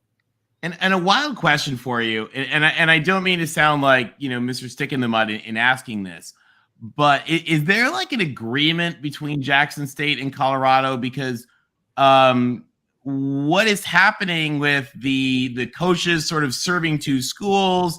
The sitting quarterback of Jackson State in the press conference being announced as the new quarterback of Colorado without having transferred or applied, or it's just, it in any other circumstance, it would seem that it would be wildly sort of like not kosher, and Jackson State is really cool with it all. Well, Jackson State, of course, is cool with it all. It's Colorado that you're kind of like, really? All right. But that's the Deion effect. I mean, that's Deion does kind of what Deion wants. And, I think this is, Deion calling the shots saying, yeah, I'm going to come to you, but I am going to finish out with Jackson State.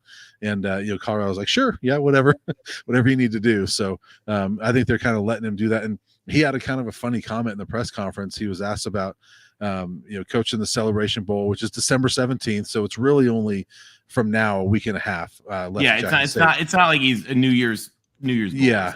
Yeah. So it's only about 2 weeks basically from the press conference. So, but he made the comment. He said, look, I played football and baseball at the same time. I can multitask. I know. I love that. His press conference was amazing. Oh, it was one of the most amazing things I've been a part of. I've never seen a press conference like that. And I mean, the guy had the whole room laughing, cheering. It was like this party. I'm like, is this a press conference, or am I at times I thought it was a comedy routine. Yeah, he's got Jeremy Bloom fangirling. It's hard to beat that. Well, I mean, there were a couple times that he would say a line. A clever line, and he'd say, "Now that's pretty good. You guys need to cheer for that." And then the whole room would cheer. It's like the guy just, people just sitting there. Okay, what he wants to do, Deion, and you should cheer for that line. Oh yeah, So it was kind of funny. What's been the response from what you can gather and see or hear from the student body? Even though Colorado has been down. We watched a few games, and there's still a good turnout. But I can imagine the energy that is in Boulder right now has got to be just off the chain. Yeah, it's insane. And this is a small group, but still, Deion lands here around midnight last Saturday night after the game with Jackson State, and fans had tracked the flight. I mean, they tracked that there was a flight coming from Jackson, Mississippi to the airport in Broomfield, which is about 20, 30 minutes away from here. So they knew that was coming. There was a group of 50 or 100 fans that greeted that airplane, close to midnight on Saturday night. And then I don't know if it was the same fans, but they went over to where Folsom Field is, because Deion did a tour of the facilities in the middle of the night after he got here, and so he's touring the facilities at 1 o'clock in the morning. But when his car pulls up, or their van with everybody in it, there's 50 or 100 fans that are waiting there cheering for him. So these fans were excited. They're walking. Deion and his family and everybody walks out on the field, and there's fans that are up outside the gates. They see him walk out on the field and they're yelling, prime time, yelling for him and all that stuff. So the fans and the students are pretty excited. What about one of the things we talk a lot about realignment, we talk about regions and trustees, the different schools and things like that. Is this was this really driven at all by the regents making a push, because the changes in the admissions issues, the transfer issues, the investment in Deion, and just the changing of so much of the CU brand and processes? Who is that? Is that President Salomon? Is that DeStefano? Is that Rick George? Who's really the driving force behind just such a fundamental organizational shift? Well, I think this is an easy answer probably, but I don't know if it's a cop-out answer, but I think it's all of it. I don't know if there's one driving force. President Solomon is new, and I had a chance to meet him for the first time in October, actually about 2 days before Carl Durrell was fired, and we chatted about a bunch of different things. And he wanted to have a good football program. He said, "Look, we need to be better in all these areas like NIL and transfer portal, all these things." And I think that was a part of it. And CU, once fans learned about the transfer issues, and really what it was is that CU for years has not accepted a lot of credits that that kids earn at other schools. And so you could have somebody, I'm just using an example, but you could have somebody that gets 24 credits at UCLA, and they want to transfer to CU, and CU says, "Yeah, that's great, but only 12 of your credits transfer here." Well, those kids don't want to make up another 12 credits they've already done, right? And so CU is now, once fans learned about that, they put a ton of pressure on administration that you've got to change this, or else we're never going to get these types of athletes that everybody else is getting. And I think it was a collection of all those people that were like, we do need to change this, and they've kind of fast tracked it. Well, and I confess, this was our show's cry for help for President Salomon, that Ralphie deserved help, and he delivered. Yeah, he did. And credit to President Solomon, credit to Rick George for getting this done, and Rick George and Phil DeStefano have been two of the biggest targets for fans. But honestly, credit Phil DeStefano for changing a little bit. He, at Carl Durrell's firing press conference, I asked Phil DeStefano, "You've got these transfer things. Are you looking at changing those?" And he kind of bristled a little bit and said, "Those things are not changing." Well, they did. Less than 2 months later, they changed. So he was blasted after that press conference for the way he answered that question. And I think administration heard that, they felt that, and they made changes pretty quickly. I've got a question. Well, actually, go ahead, LBC. Sorry. We all saw the video of Deion walking through the facilities late that night when he arrived, and he was with his wife and his crew and some of his coaches, and they were really amazed at when Deion walked out into the field, and he was picturing it. He was envisioning. You could tell the guy had a vision. He goes through the locker room, and he's seeing things that he didn't have at Jackson State. I mean, one of the things that they didn't have was water. They didn't have clean water. I don't know if you remember that earlier in the year. There was that report about they had water issues at Jackson State. Going from drinking Mississippi mud to coming to Boulder, Colorado, Rocky Mountain spring water, has there been any comment about the water quality in Colorado? Well, and I'll tell you, I laughed at it. It reminded me of like when you see the videos of U.S. soldiers liberating Mussolini's palaces. That was the sense I got. It's funny. The other thing he mentioned was, and I'm going to tell you, I don't know much about Jackson, Mississippi, but in watching somebody else do a video talking about Deion, I understand there's crime in Jackson, Mississippi, that there's a decent amount of it. Deion had an interesting comment during the press conference where he mentioned there's no crime here, so it was kind of an odd thing. Didn't he? Yeah, and how often have you ever heard a coach say that about coming to a new place? So I think there's part of him that was kind of surprised at Boulder a little bit and thought, wow, this place is maybe different than I thought it was. But it was interesting that he mentioned the no crime. There's no crime here, but probably not like it is where he's used to. But I imagine the water.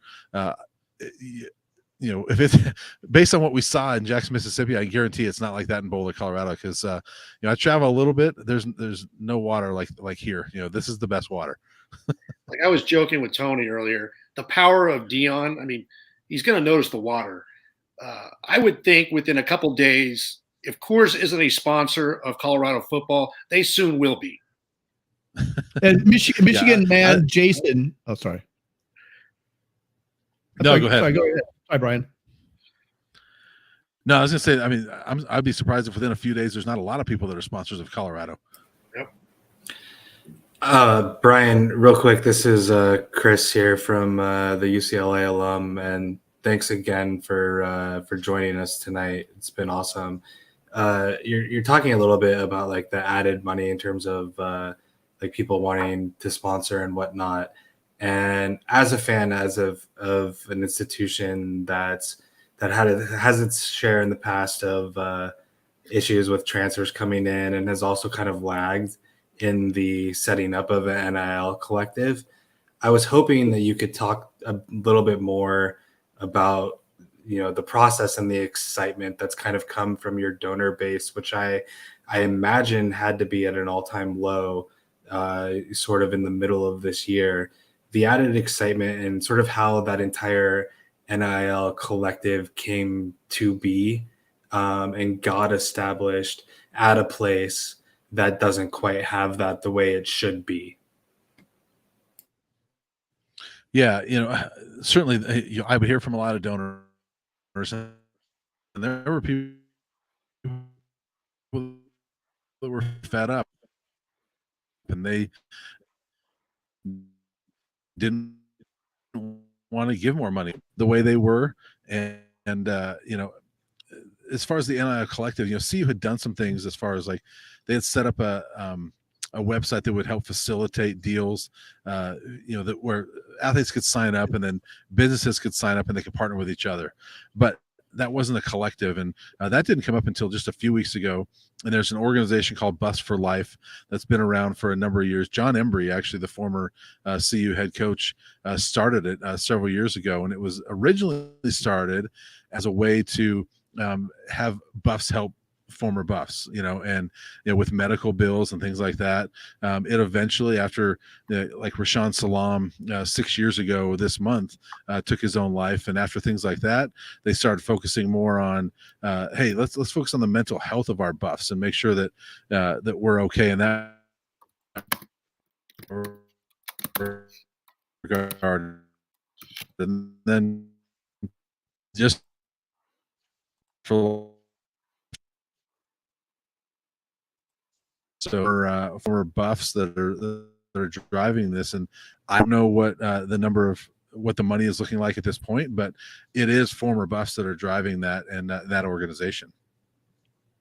Connor Johnson, one of our most loyal folks, who's a devout Beaver alum, was asking, and it may be too early to know, but he was wondering if you know anything about if Stax is expected to be coming back.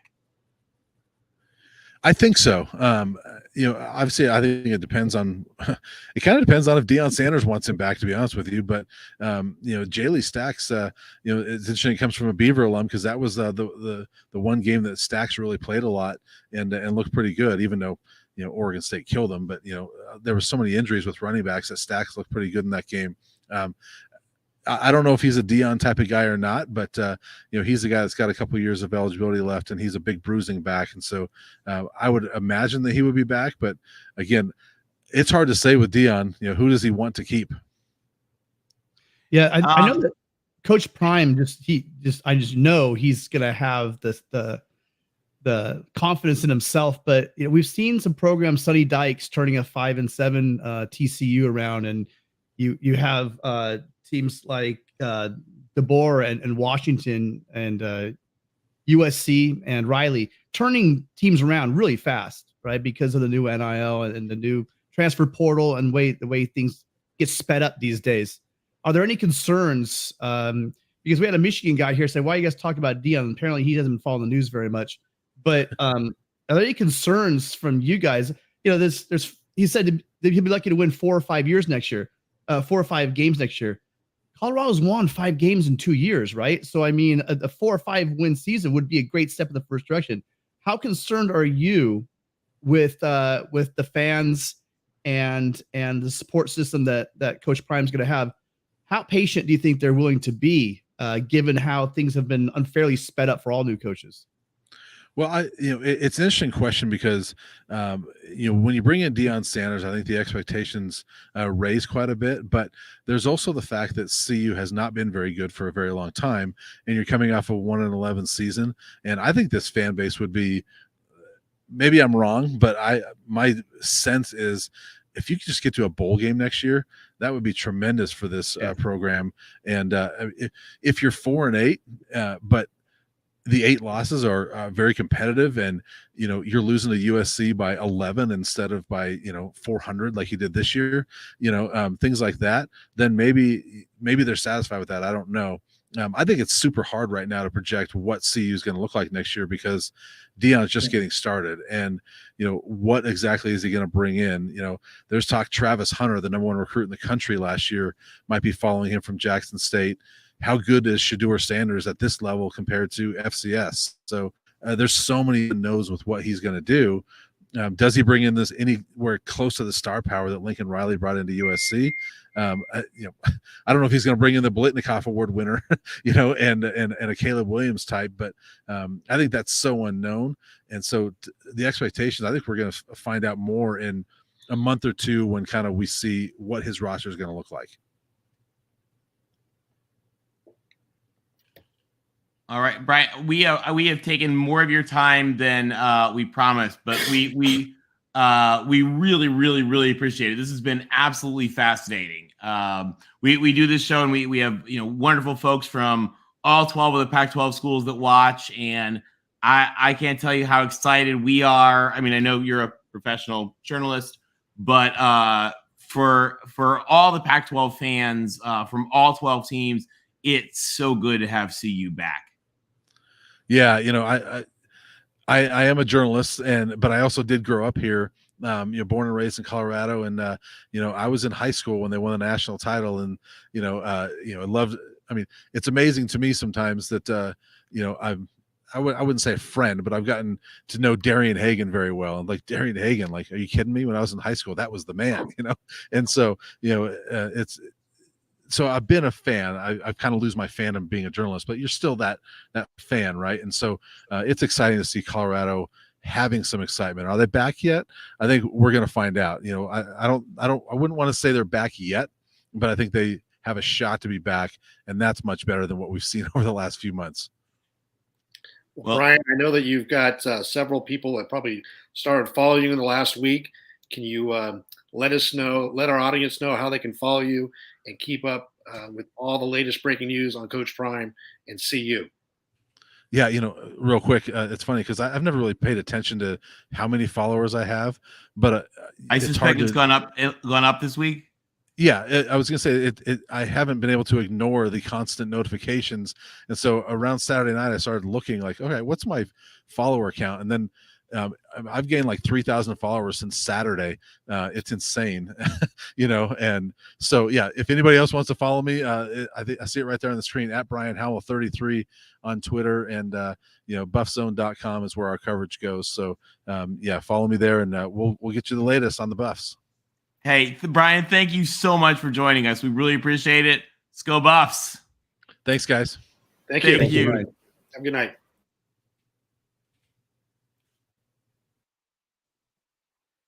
All right, guys. Well, that was fun. Yeah, What that was fascinating awesome. insight. Come on, yeah, that was great. Live from the arena in Colorado. So awesome for Brian to join us, and we got the latest on what's happening with Coach Prime. So very cool. And really, guys, if you get a chance, follow Brian. His coverage from the Boulder Daily Camera and from Buff Zone, he is the best.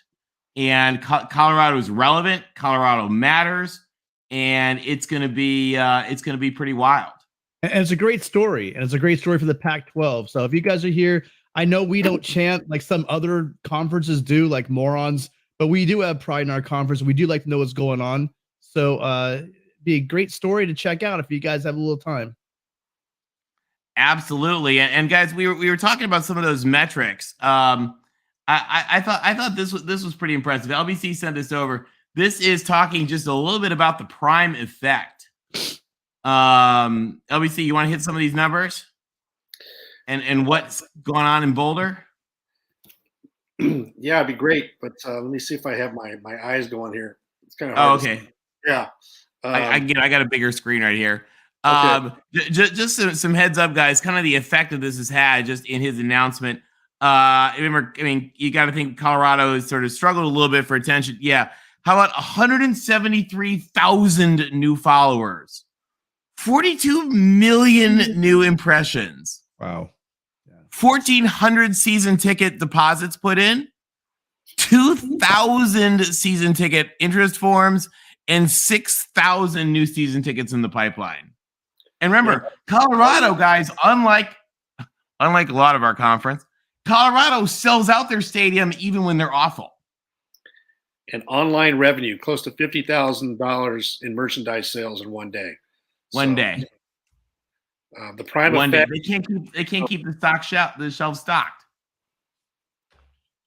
It's absolutely bananas and really exciting.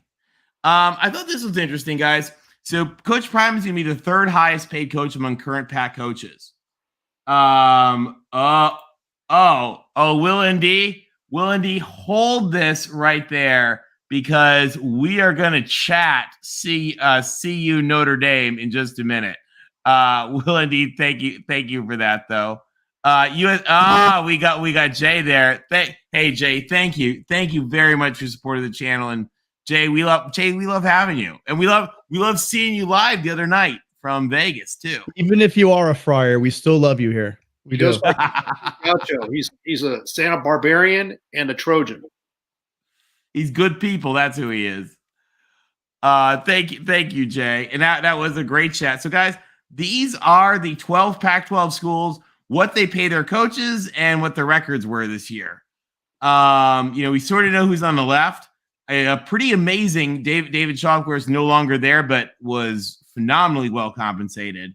But CU has all of a sudden jumped up with the big boys here. Look at Any that. thoughts? Tony, I got to give it to you, man. You come up with these graphics that are just so money. This is perfect. Well, it's not hard. This was an easy one. These are just basic graphs, but yeah, look at Stanford. They were dishing out $9 million to David Shaw. I think they're going to save a little dough. It's $3 million a win. Yeah. Yeah, but look at Washington there. Although if you said to Stanford, would you pay $3 million to beat Notre Dame? They'd go, yeah, we'd probably pay 10. Great point. No, but look at what's happening. You see, Regent Gumby reminds us rent is expensive in Menlo Park. It's true. It is. But look at the coaching staff in the Pac-12 and what they've done in just a couple short years. You got Lincoln Riley, long time veteran coach, and Kyle Whittingham. He's the dean of the Pac-12. Now you got Prime. You've got Dan Lanning. You got Will Cox is making changes with his offensive staff. You got Chip Kelly. Chip Kelly is right in the middle. You're either getting better or you're getting worse. What's UCLA going to do? They're on the spot right now. There's a big spotlight on UCLA. Chris, what are your thoughts with respect to what's been happening with these coaching hires and where UCLA sits? So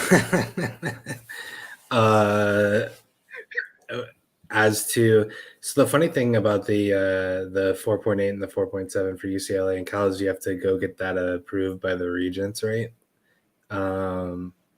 Anytime you want to go over like a certain amount.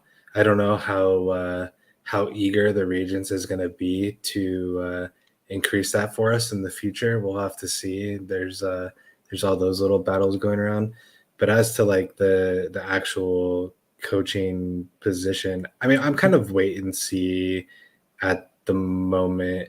Like 9-3, he did exactly like what you would do as a coach to like not to do well enough to be able to go get another job somewhere else if you wanted to, which is possible if you believe certain rumblings that if he had done, if we had gone like 11-1 or something, that Chip might have wanted to find a new home himself, but not bad enough to warrant being fired. It would look really, really silly regardless of what you think of roster construction or recruiting or anything else, UCLA is not the kind of school that's going to fire someone after going 9-3 of all things. So it's a matter of like there have been some good things happening in the portal lately, and and maybe it's true that he can, despite the lack of desire to recruit at a UCLA level historically, at the high school level, maybe Chip can just do enough in the portal and get the guys that he wants to keep it going. And it seems weird year to year. It seems a lot harder to have that be sustainable to me, but we'll see.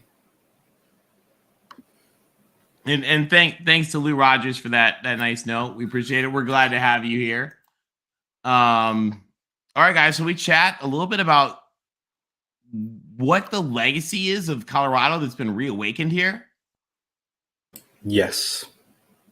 All right, guys. Let's talk just a little bit about Colorado. We don't talk a lot about Colorado because they've not been relevant, and they absolutely haven't really mattered. And one of the things we were just talking to people, we noticed this week is that people don't really appreciate the wild history of Colorado. And there's a couple things folks do know. And so we just want to quick hit a couple of like just amazing characters about Colorado. Because the thing about Colorado football is it's not just that they were good, because they were good, but they have had some just absolutely wild characters in the history of Colorado that are just some really, really amazing people. And so we just want to chat about them and chat about who like some of the most impressive Colorado Buffaloes were of all time. Because I don't care who your team is, you may not have folks like this with you guys. Now, and he's maybe not the greatest quarterback in the history of the world, but just a reminder, Joel Klatt, who is my favorite broadcaster, I don't know about you guys, devout Colorado Buffalo.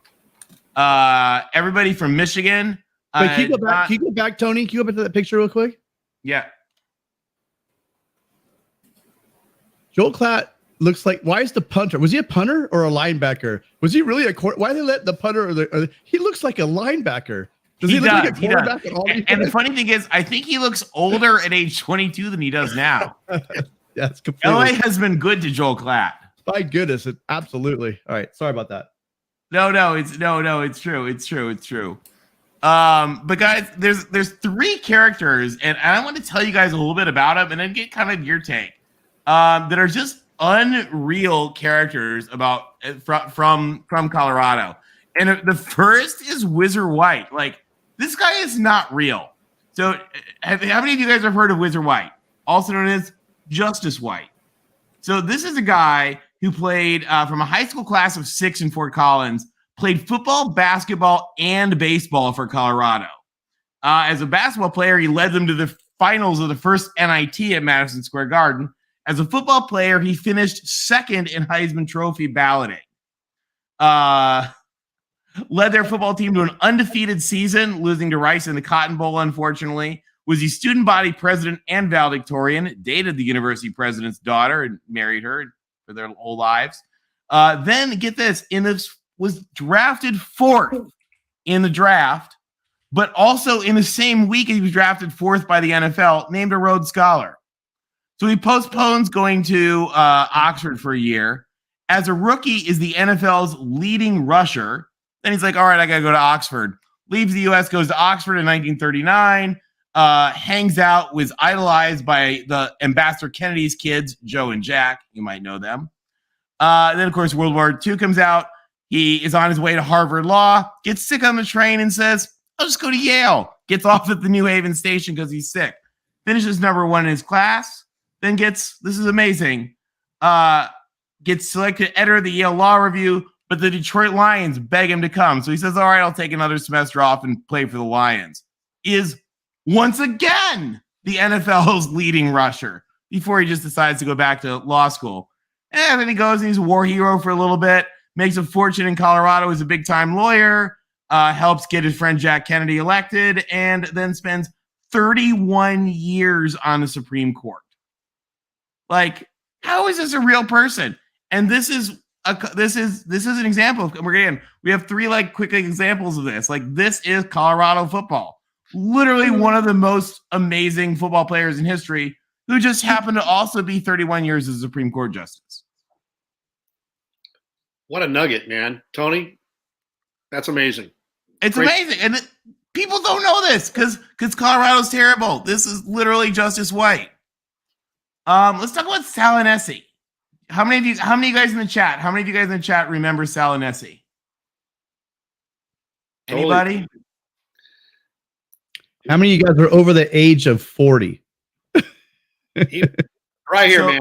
He was playing for the Buffs when I was a Trojan, so totally remember. So Salinesi was from Oceanside, California, is of Samoan descent, and he was one of the first big recruiting coups for Coach Mack. And the young coach who recruited him was a guy named Les Miles. You might have heard later of him. So this guy came out, and he was actually originally a Prop 48, so he didn't play his freshman year. Was the Big 12 Newcomer of the Year in 1987, led Colorado to a 7-4 record. Started secretly dating Coach Mack's daughter, which would later become a thing. Then the next year, in 1988, led Colorado to an 8-3 record. They lost in the Freedom Bowl. And I mean, he was just the inspirational leader of the team. They loved him. He was bringing Colorado up. He wanted Colorado to get to the Orange Bowl. He thought they could win the national championship, but he wanted to get to the Orange Bowl. But as they were getting ready for the Freedom Bowl, they said he wasn't feeling like himself, and he was getting real sick, started vomiting blood, and went to the hospital and was stunningly diagnosed horrifically with a very rare and incurable, inoperable, intreatable form of stomach cancer. And in March 1989, as they had a team that they thought would have a chance at the Orange Bowl, was given 6 months to live. And on his deathbed, he and Coach Mack's daughter actually had a baby right before he died. And on his deathbed, wrote a note to the team saying that he would always be with them and that they needed to push on to the Orange Bowl. And that week, they went to Seattle. And Washington, this Husky Stadium is a tough place to play. And they were playing one of the best Washington teams there in the late 80s. I mean, that was when, the Dogfather was tearing it up. And the team gathered around the middle of the field, and they all took a knee and they pointed to the sky, to Sal. And doggone it, they went undefeated. They beat Nebraska, and they went to the Orange Bowl just like he wanted. But unfortunately, they didn't win the national championship. They got beat by Notre Dame. But they said, we're going to come back and we're going to do it again. And damn it, in Sal's memory, they did. And they went the next year, went back to the Orange Bowl. And as they were on their way to the Orange Bowl, they actually had a special extra jersey made for him. And they hung it in his baby son's room to be there with him when, in his dad's memory, Colorado won the Orange Bowl and Colorado won the national championship. And that's how Colorado won their national championship. And that would be an amazing also story right there, but it actually doesn't end because his son, T.C. McCartney, grandson of Coach Mack, son of Salinesi, star quarterback, was a quarterback himself. And when he was coming out of high school, his number one call was from LSU. Les Miles, who had recruited his dad, recruited him. And he went and was a quarterback at LSU and actually played against Washington at Husky Stadium, where they had done the point to his dad in the sky. And his dad was watching him there. And today his son TC is a coach on the Browns NFL staff. Salinesi, guys, is one of the great stories of history. Absolutely. And how many of you guys in the chat had never heard about that? A couple of you guys. And then just one more. And this is somebody, okay. Hold on. Literally, Tony, hold on 1 second. Oh, yeah, go ahead. Let's talk real quickly because you'd mentioned that Salinesi was from Oceanside, California. And for those of you that are not from Southern California, don't live in Southern California, Tony's giving you a great history lesson. I'm going to give you a little geography lesson and a little subset of a history lesson. I don't know this to be fact, but La Jolla is probably about 20 minutes south of Oceanside down the 5 freeway. And there was a player that went on to go to Colorado who most likely would have been inspired by Salah Nesse, and that was Rashaan Salam. Rashaan Salam won the 94 Heisman Trophy at the University of Colorado, and he went to a little school. It was 8-man football, La Jolla Country Day School in La Jolla, California. And La Jolla and Oceanside couldn't be any similar, two totally different beach cities. But you had to think that his spirit and his legend inspired Rashaan Salam to go to Colorado. That's how big Colorado was back in the day. We're gonna need a graphic, Tony. Of all, I mean, I know La Jolla is not exactly San Diego proper, but we need to do a graphic of all the San Diego Heisman running backs. So many. You know, I can think of 4 right off the top of my head. I know it is pretty crazy. Ricky Williams, yep, and a couple Trojans. Yep. All right, and another one here. This is another character. And by the way, when we tweeted out about this show, I got a notification last night that Jeremy Bloom liked like 2 of the tweets I put out, and I literally squealed like a 12-year-old girl at a Taylor Swift concert. Let's talk about Jeremy Bloom. Jeremy Bloom was like an early 2000s heartthrob that like on par with the Backstreet Boys. So first of all, if you guys have seen the movie Molly's Game, that's actually about his older sister, the high stakes poker games. Oh, okay, that's right. Yeah, that's about his sister. So Jeremy Bloom, first of all, he launched the first true missile at the NCAA that would lead to NIL freedom. And quite honestly, if it weren't for what he was having to do at the Olympics, Jeremy Bloom, actually his lawsuit would have brought NIL even earlier. And the wild thing about Jeremy Bloom, he was a world champion skier, Olympian, football star, and fashion model. And the NCAA tried to block the endorsements that he got from skiing and modeling. I mean, legit true NIL. And in the Olympics, you have to have sponsors to support your training for the Olympics. And he sued the NCAA for it. And the court cases got brutal, and the NCAA fought them tooth and nail. And it eventually got to the point where Colorado was going to be forced to forfeit his games as a result of the NCAA overreach during court fights. Jeremy Bloom is the first one to really have the great case against the NCAA. But he's just another one of these amazing football characters in history. So he's a 3-time world champion on Team USA, competed in the 2002 and the 2006 Olympics in Salt Lake City and Torino. And he's the only athlete to ski in the Olympics and be drafted by the NFL. And he said it made his skiing championships easier because, unlike the other skiers, he was used to having to compete in front of 50,000 people every week. So this guy, despite only being 5'9", and despite having to, at the very end of football season, immediately lose 15 pounds to ski and put it back on for football, just a few months after, imagine you're a professional skier skiing the Olympics at age 19 and then immediately have to like come home and have spring football. Well, in his freshman year, on his first play, get this, first play they throw him the ball, he breaks against Kansas State. Dude breaks 4 Colorado records. Longest scoring play with a 94-yard touchdown. Longest scoring play from scrimmage, longest gain on first career reception, and longest gain by a freshman. Unstoppable wide receiver and kick returner. Was drafted by the Eagles, went to the combine for the draft 3 days after the Olympics for skiing. Unfortunately, he was hurt. He refers to the NFL as not for long after a few years on a reserve list. And, like you do when you're done, leaves the NFL and immediately starts a new marketing software company called Integrate. Sells it, and he's still the CEO of it today. Now, this is not just some random company. It was named Best New Company a year later, the American Business Awards. He's now an author, a TV personality. He's won an Emmy Award.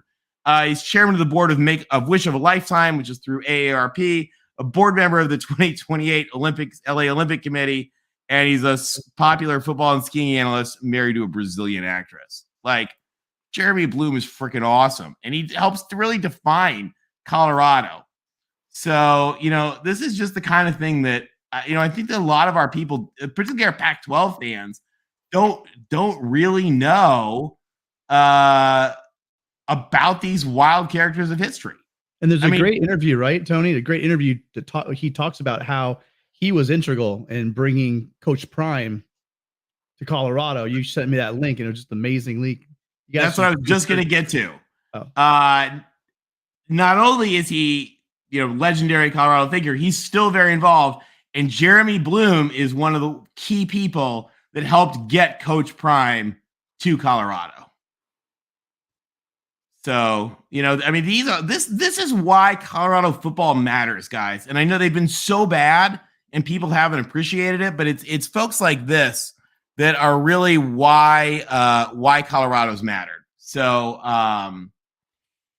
with that said, guys, we're going to open up the chat in just a minute, but everybody, who are your favorite Colorado players? And who wants to remind us about the catch? I'm going to throw a little honorary mention out to Cordell Stewart real quick. And Cordell Stewart was throwing the ball we see right there to Westbrook. Yeah, that's my growing up really good Colorado team. I just remember like being a little kid and being like, oh my gosh, that Cordell Stewart guy is so cool. He like plays receiver, he plays running back, he plays quarterback, and like those Colorado teams, not in the glory of their like championships, right? But still real good. And when they talk about Hail Marys, right? That guy threw that ball 250 yards in the air. Cordell Stewart just unleashed that thing, man. and just one of the most amazing Hail Marys I've ever seen, for sure. Forget the stakes. I mean, just to catch the ball was amazing. Yeah, that was absolutely one of the most amazing plays that I can think of. All right, guys. So hey, we want to hear from you guys. So if you want to call into the show, we'd love to hear what you think about Coach Prime. We talked about each of the Pac-12 teams tonight. We'd love to hear what you think about the Pac-12 teams. Next week, we're going to do a bowl preview where we kind of start to go in depth into the bowls. But we want to hear what you guys think about the Pac-12. So well, there we go. We just put the Streamyard link in the chat. So we'd love to have you guys call in and talk to us about what you think. Just a reminder, again, we have our sort of like favor. We ask you, don't be a dick, be constructive, and, no personal attacks as you have fun and chat. All right. We got Will ND joining us. Will. Notre Dame was a key part of a bunch of those games for Colorado back in the day. What's going on? How you doing?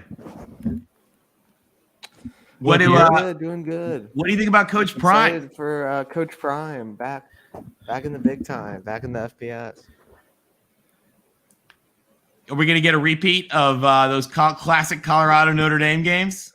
Yeah, man. Like that clip, man. I mean, that would have been such an awesome moment for the Rocket after getting robbed for the Heisman Trophy to score the game-winning touchdown, but this wasn't meant to be.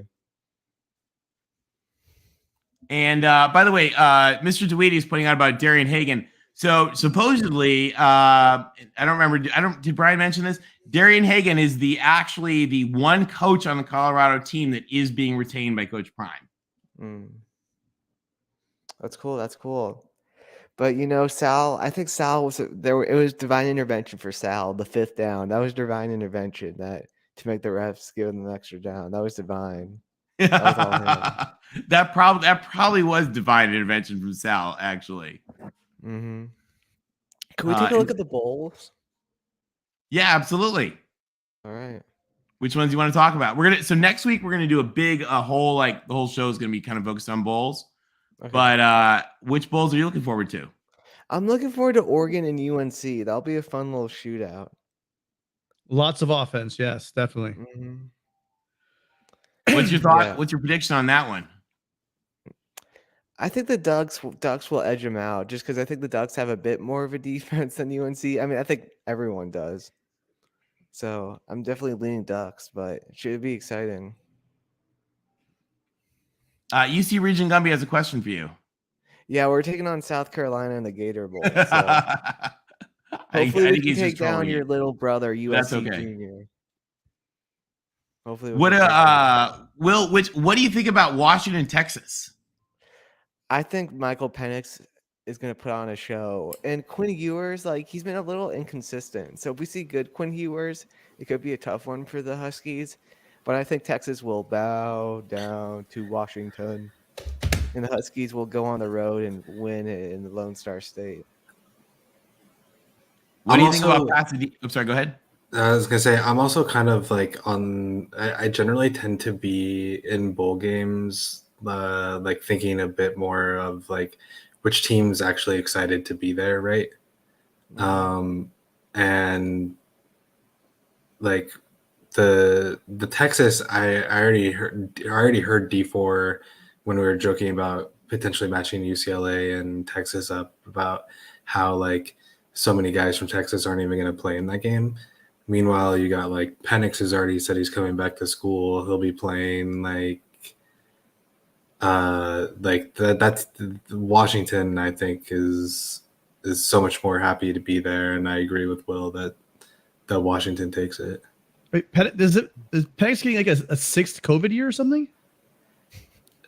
I don't know, how old is he? I could be wrong. I don't know, but I know Cam Rising's going to get. But he didn't. I'm not making that up, right? I'm pretty sure. No, I I hear you. I mean, haven't he and DTR been playing since Wizard White? Hey, man, look. Penix is look it up. year older Yeah, than sixth and final season of eligibility. It is a 6, right? Yeah. Wow. DTR was nominated for the quarterback position by Bobby Kennedy. Yeah, like the chat said, who was it? Someone said that he was injury prone. Yeah, He had a medical redshirt year one year while at Indiana. UC Region Gumby points out hard to root against the Fighting Tedfords in the Kimmel Bowl. No, it's What'd you say, Chris? nothing. Never mind. I like it. Yeah, what do we think about the Kimmel Bowl, by the way? I think it's fun. I mean, is that SoFi? Did they rename it the LA Bowl though? I don't think it's the Kimmel Bowl anymore. It's the Well, Jimmy it's the Kimmel LA Bowl. Jimmy Kimmel presented by LA Bowl or whatever. Okay, so they have that. They still have the sponsor. Oh, okay, Yeah, he is the sponsor still.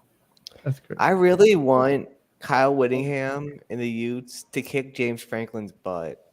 Like, I don't know. I'm just never been a huge Franklin fan. Like, he comes off as like, oh, he's so good. Yeah, this man cannot adjust to save his life in a bowl game. So I really think that the Utes will win and win big in front of a ton of their fans because they're going to outnumber the Big Ten fans again. Maybe not quite as much. I think Penn State will show up a bit more than the Buckeye fans, but I think it'll be a really good day to be a Ute. Penn State travels really well, but I'll tell you what, he had his best chance with the offense that he had, that Penn State team, and he lost to Helton. So I think that Whittingham will make mincemeat of them. This team's not nearly as good as that team. Hey guys, John DeMille just brought up a great comment in the chat. He said Eric Bieniemy was a great CU buff to watch, and that brings up a point. Remember, there was talk of coaching hires right after Jarrell got let go. Yeah, Bieniemy's name always comes up. Now, having hired Coach Prime and looking back, what do you think, Coach Prime or Eric Bieniemy? Who's the right fit for Colorado? I mean, in all honesty, Eric Bieniemy would be a great fit. Like if they had just hired Eric Bieniemy, I think we would be celebrating. But you know, Coach Prime is like it's like a Lincoln Riley hire. You know, it's the hire on steroids. Maybe he takes a pay cut and they get Bieniemy as an OC. What do you guys think? Why not both? There you go. Yeah, and Penn State also had a chance to play the Trojans again in 2017, but they choked. They choked away against Ohio State. They had a 21-3 lead. They had a 35-20 lead, but they choked a chance away to beat Helton. So I just don't have any faith in James Franklin in the big game, not at Happy Valley. And hold on, before Larry, we want your take on this, but before we get to that, guys, Gixer Squid asks a good question. He wants to know what you guys think how Prime coming into the Pac-12 will continue to affect the conference after the departure of USC and UCLA. What do you guys think? So I talked to Mark about this a bit, and he doesn't know how long Deion's going to stay in Boulder, but I think it'll really help the Pac-12, really help shield the loss that the two LA teams will have. It won't completely heal it, but I definitely think the Pac-12 can definitely get a much better TV deal now that they have Deion than if it would have just been without the Pac-10 or the Pac-11, I guess, I'm really San Diego State. So I think it's huge for the TV deal. I think more just I look at it as recruiting, because Riley, even if he gets rolling and he gets like to near or at Pete Carroll level with the California kids, just keeping all the studs, even once in a while you have the Deshaun Jackson. You see somebody leave LA and sometimes they go to Cal, but recently they've been going up to Oregon. I see Prime going into Colorado really affecting the Pacific Northwest recruiting, especially of LA kids and stuff. I think that the people that Riley doesn't get, or even the kids that Riley wants, that just don't want to be in LA anymore. Now they got another option besides Washington and Oregon, and probably looking at Colorado. And I do wonder. So we got Larry here. I wonder how much it might hurt. Again, I guess it's probably a culture thing. I can't think of a more difficult culture between Whittingham and Coach Prime, to be honest with you, and the kids that they're going to go after. So I think Utah's going to be fine. But man, that might heat up a rivalry that really never got started there. So that'd be interesting to see. They won't recruit the same player, Whittingham and Deion Sanders. And to answer the question about what's going to be the effect once UCLA and USC leave, the national media will not be able to just put the Pac-10 in a corner like they would like to and just focus in on the Big Ten, the SEC. Coach Prime will keep the Pac-10 in the national spotlight. There will not be a lull. There probably could have been a lull, but Deion Sanders is coming. He's coming, and he's coming at the right time, because look at the college football landscape. NIL, transfer portal. This is the first year you're not going to have the 85 scholarship limitations. So he could basically turn over that roster. He could have probably 60 new players on the squad next year. I'll put the over-under at 55, and I'll take the over. And here's the most important thing. The NCAA has no enforcement qualities at all. They've been silent. They've been hibernating for over a year. And you know why that's going to be important? Because Deion Sanders can go recruit anywhere. He can go sell the mamas down in Atlanta. He can sell the mamas in Pittsburgh, Pennsylvania, in Seattle, in South Central, wherever he wants to take players. And if that was during the period where the NCAA was enforcing recruiting violations, I guarantee you Kirby Smart and Nick Saban would be sending emails to the NCAA, because they protect their own in the SEC. And that's not going to happen now. So, yeah, every once in a while he's going to pick off a player, but there's nothing that they're going to be able to do, because Deion, he has the clear message to recruits and the swag, and he's so far ahead of his time that other guys are just playing catch up. Nick Saban's lucky; he's going to be retiring in 2, 3, 4 years, and he won't have to deal with this stuff. But he's going to get Nick Prime is going to get the leading role on these Aflac commercials, and Nick Saban will be in a wheelchair 5 years. Yeah. And I think that if we got a little look into how he's going to recruit these kids in that meeting, right? He talked about he's all you guys with hats. I love it. It's like the teacher who walks in with the hat and tells all the kids to take their hats off. He walks in with a hat. He says, "Hey, listen, during these meetings, none of you guys are wearing hats." And then he said, "If I even smell any weed on any of you, you guys are gone." And he started out the whole thing with a story about how when he was 12, he told his mom that he was going to make enough money one day, he's going to be rich. and that she would never have to work another day in her life. And he's going to go in there with that pitch to a lot of people, say that, that he's going to have your kid committed, and they're going to be on the right path. And I'm going to take care of these kids. I'm going to turn out men, etc. You can see how he's going to mold that recruiting pitch to people. And Tim, how dumb did I think every Colorado kid in that room was who didn't take his stupid hat off?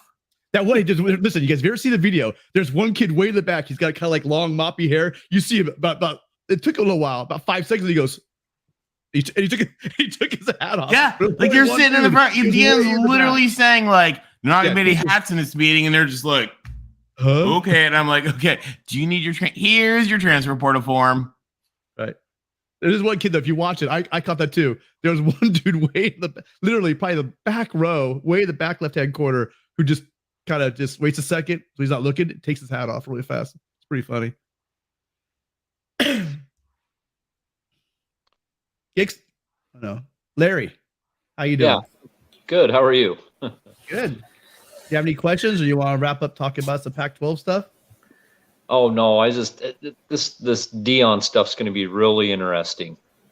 Really interesting. I'm with Rick. It's going to be, I think the most interesting part is he's going to be recruiting against, as far as some of the conference. I'm just wondering the sales pitch, because I mean, like Mario Cristobal would sell, I'm going to make a man of your son. Kyle Whittingham, that's one of his pitches.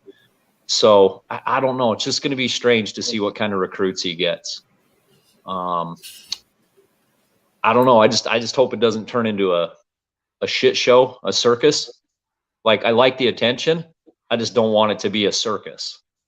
Yeah. If that makes sense. Like, to me, I feel like all the coaches and a lot of the Pac-12 has kind of been classy, and I would like it to remain that way. But I also think having somebody like Deion can bring in that swagger and just bring a flavor. But, and he seems to be classy. I've watched him on NFL Network a lot. I don't know what to think of it. I mean, Larry, have you seen the 2 videos of him talking to Jackson State last week? I have not watched anything on Jackson State, on Deion. So if you guys get a chance, the YouTube channel Well Off Media is run by his son, and it's what they use to put out phenomenal videos. And they put out they're 2 10 or 15 minute videos of him talking to Jackson State. And one of the things that Rich Eisen knows Deion Sanders very well. And one of the things Rich Eisen talks about is he says Deion Sanders fools you, because Deion Sanders uses his flash, he uses his image, he uses all these things to get the attention that he needs to accomplish the very, very, very, very serious football business he's trying to accomplish. Right. And Rich Eisen is gaga for Deion, and has been for years.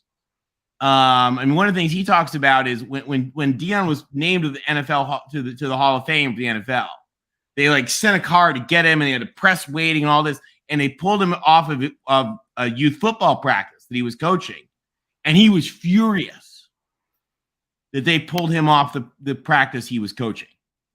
Oh wow! And so Rich Eisen talks about it. And he says, don't ever think for a minute that Deion does not take coaching most seriously, and he doesn't use his personality and image to make that more effective.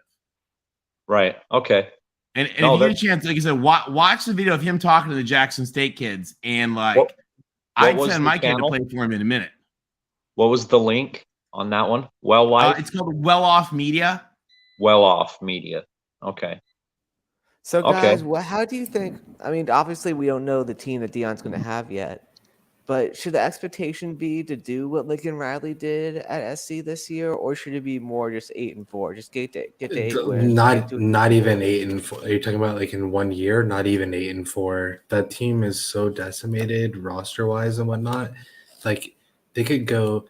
He could do amazing things, and they could go 3-9. Like it just depends, right? Like, I think if they go to a bowl game next year, that's amazing, and he has done one of the best jobs that like anyone in the country could have possibly done at that school for like a 1 year turnaround.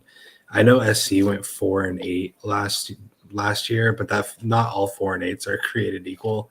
That team still had, I know they like had a big roster turnover and they like brought a lot of guys in, but there are still some people on that team, and it's not at the bottom the way that this Colorado team is. This Colorado team is literally one of the worst, if not the worst, team in all of FBS. Yeah. It's like it's a very bad situation. So to come in and win anywhere between like 4 and 6 games is a hell of a job. Imagine And a anything buffalo, more right? than Like a that nice, is- imagine like a nice, beautiful buffalo walking, and then it fell over and died. That was like 2 years. That, well, actually, it was a bit ill at that point. And then for 2 years, just gets picked apart, because that's what's been happening down to the bone. This roster they have. That's exactly what's been happening to this Buffalo football team. You know, USC wouldn't got their probably one of their best offensive guys and one of the best defensive guys that are on this year's team. And it's been happening. They've lost just way more than that.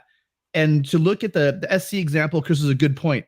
They went 4-8, but there was enough talent on that team, even with Helton as the coach, to go 6-6, maybe 7-5. A couple balls would go the right way.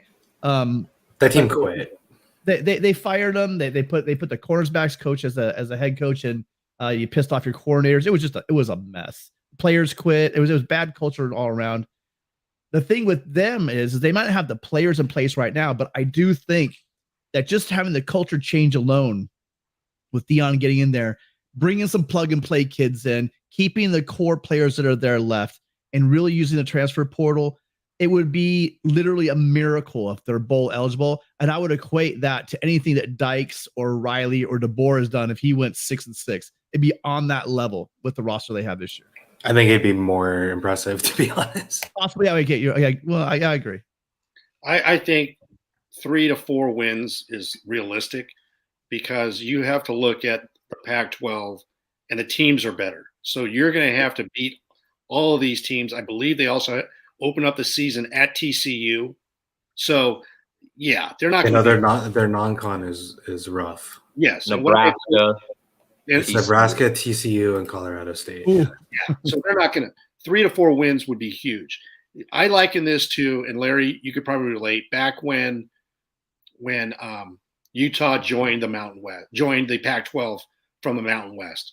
It took them a few years to build up the depth, moving from that conference to this conference.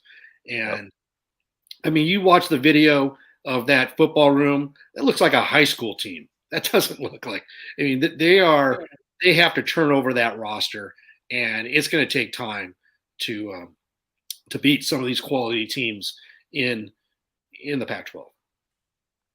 And guys, real quick, we've got Ian from Akron joining us. Ian, welcome to the show.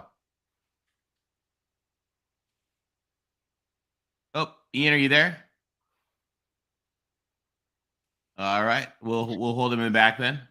Larry, what do you think of my comment? You can let us know when you're back. That's exactly what my point was, Rick. Is, I mean, Washington's come back a little bit.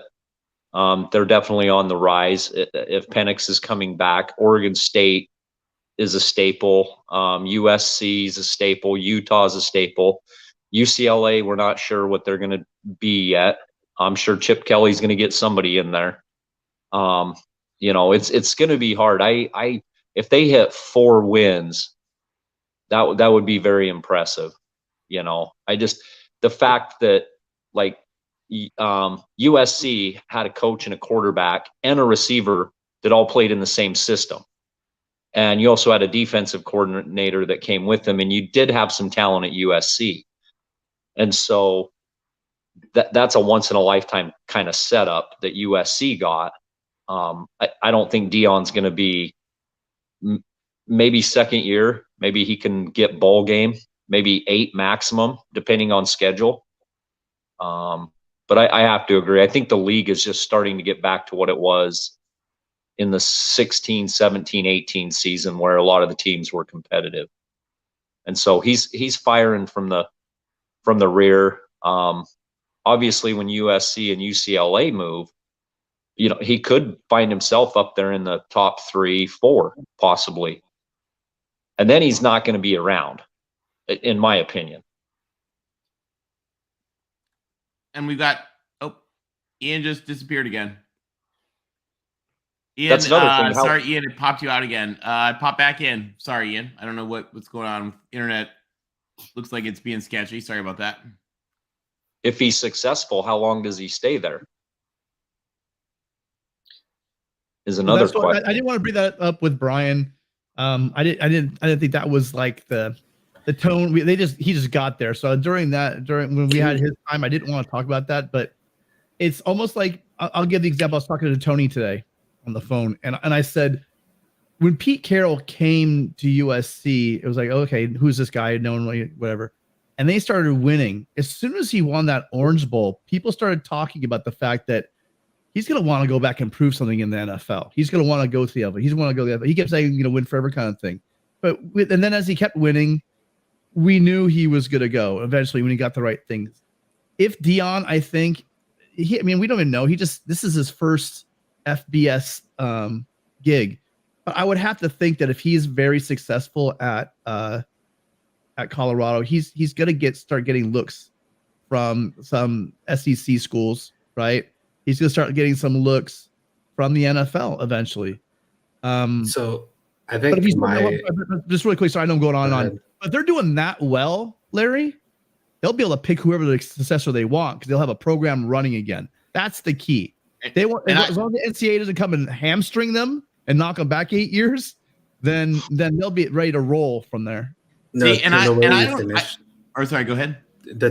I'll be really quick, Tony. Tim, the way you finished that was going to be the crux of my point also, is like, if you're a Colorado fan, you should be so lucky as to, if Deion is doing so well that everyone wants to knock down your door to come get him, then great. Cause that means that you've gone from, being the doormat of the entire college football world to winning enough games to be relevant, and you're in a lot better place than you were when you hired him in the first place. So I think it's like like when that question comes up, I always think the answer is like, well, I hope that he's doing so well that he gets to leave.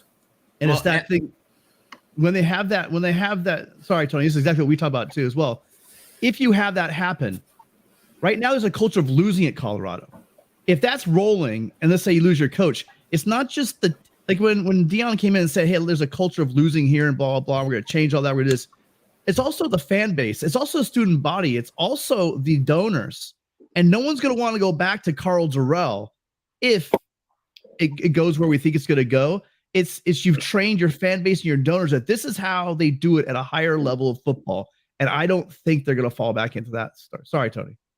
Yeah, so I was going to say, and we'll see. I could be wrong, very wrong in this. I think that he is going to build up such a program that is the definition of what he wants it to be, that I'm not sure that just some random fill-in-the-blank SEC school is going to be better for him or an upgrade. Like, I think he has chosen – he's had a lot of opportunities, and I think he has chosen Colorado for a reason, because it has the potential for him to – not only does it has the branding, it has the history, it has the facilities, it has the location, it has everything he wants, and he is going to completely build it in his image.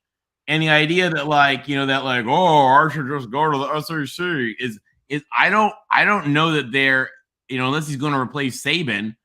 Norvell. What? We don't even know the situation will be in like 5-6 years as far as who knows? Yeah, Florida State is the one place I could see him top going half to. The SEC, Tony. I didn't mean like go at Ole Miss or go grab Mississippi State job. It's not gonna be like a Leach situation. It'll be. I just threw it out there as a top college job, like an LSU or like, oh, did I say that out loud? Oh, I gotta take a shower. I'll be back in 2 minutes. A top level program that's gonna pay him well, and he gets that limelight. Because I do think he's gonna want that limelight. I think he's gonna appreciate the shot he got at JSU and at CU, but eventually he wants to go somewhere else. I just FSU. that's the trajectory. Here's the value he's going to add at Colorado and for the Pac-10 once SC and UCLA leave. Like I said, I listed the reasons why he came at the perfect time. Also, he's got 2 years to get this roster into play, and the college football playoffs can expand to 12 teams.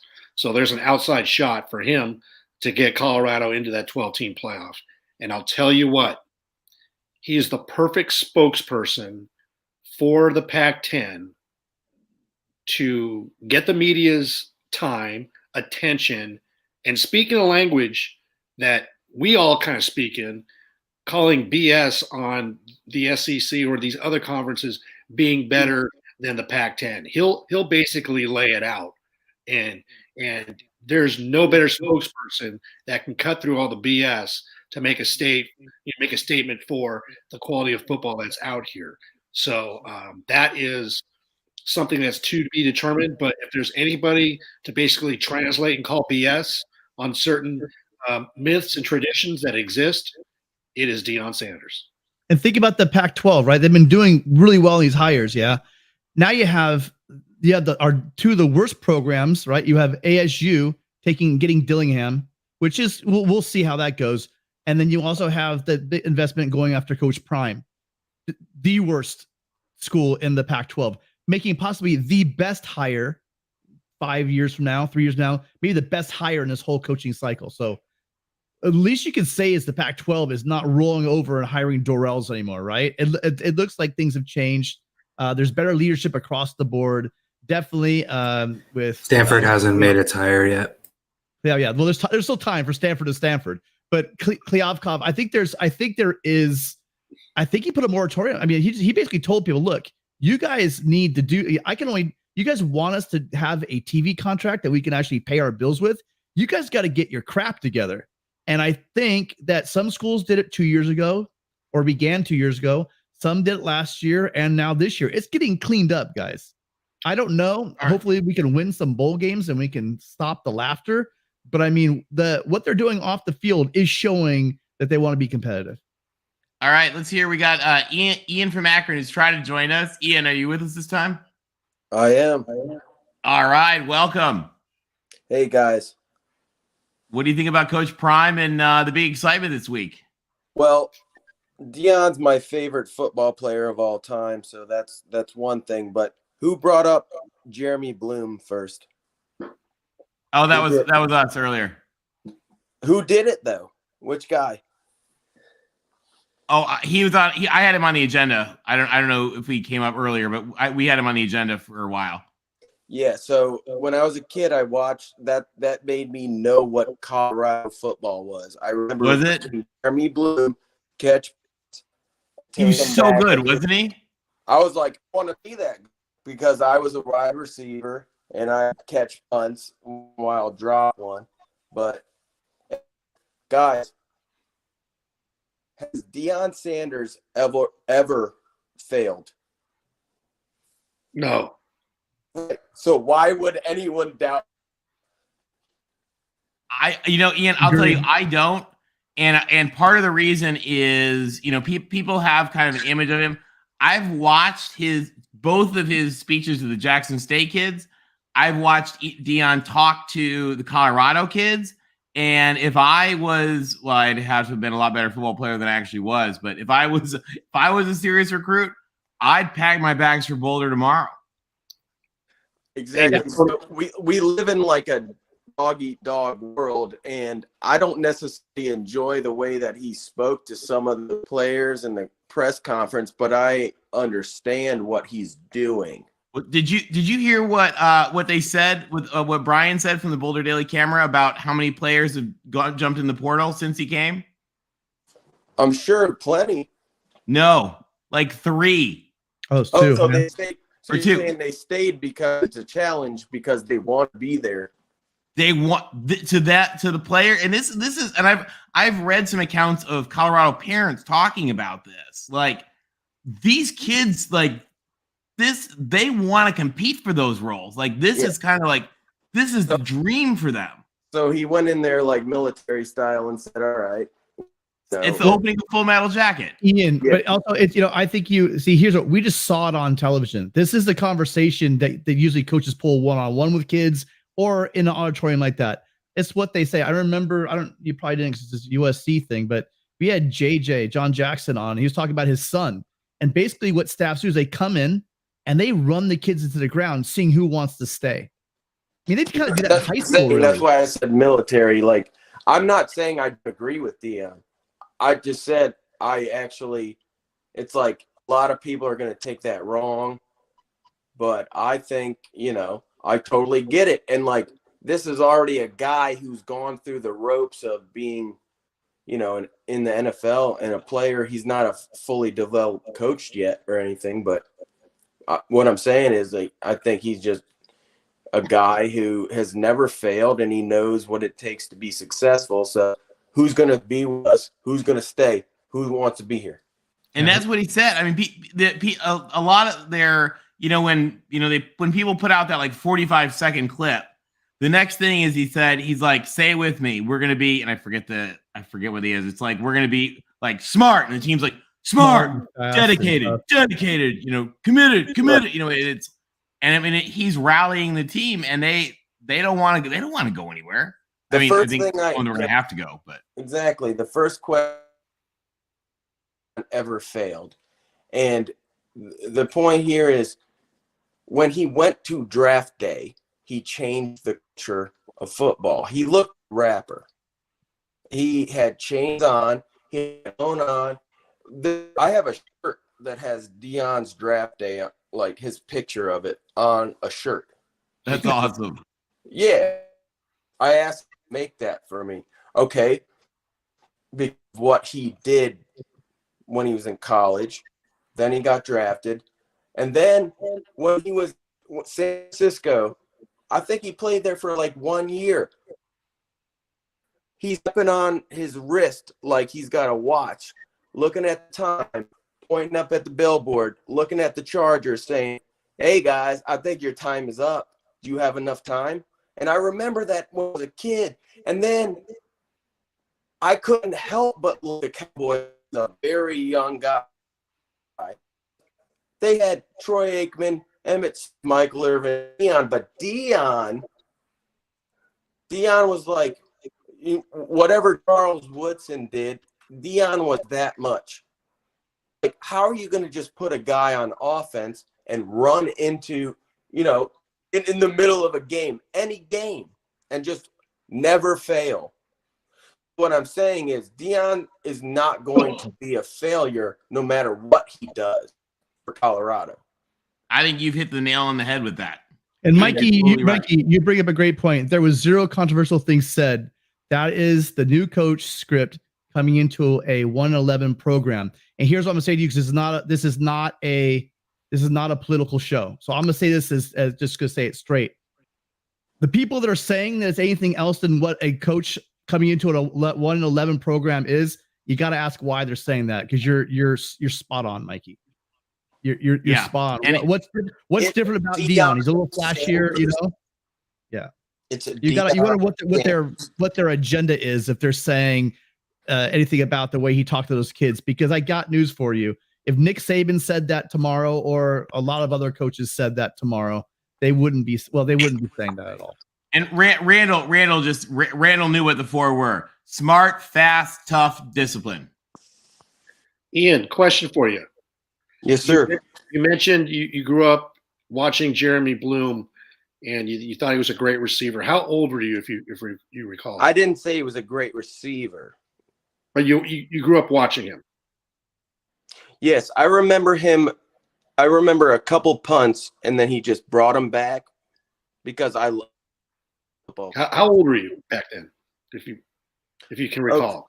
That would have had to been maybe early 2000. 2002. Late something like that. So how old were you?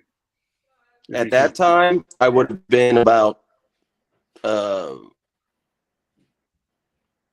talking about early 2000s. He played 2002, 2003. Yeah, I'd have been about 14. Okay.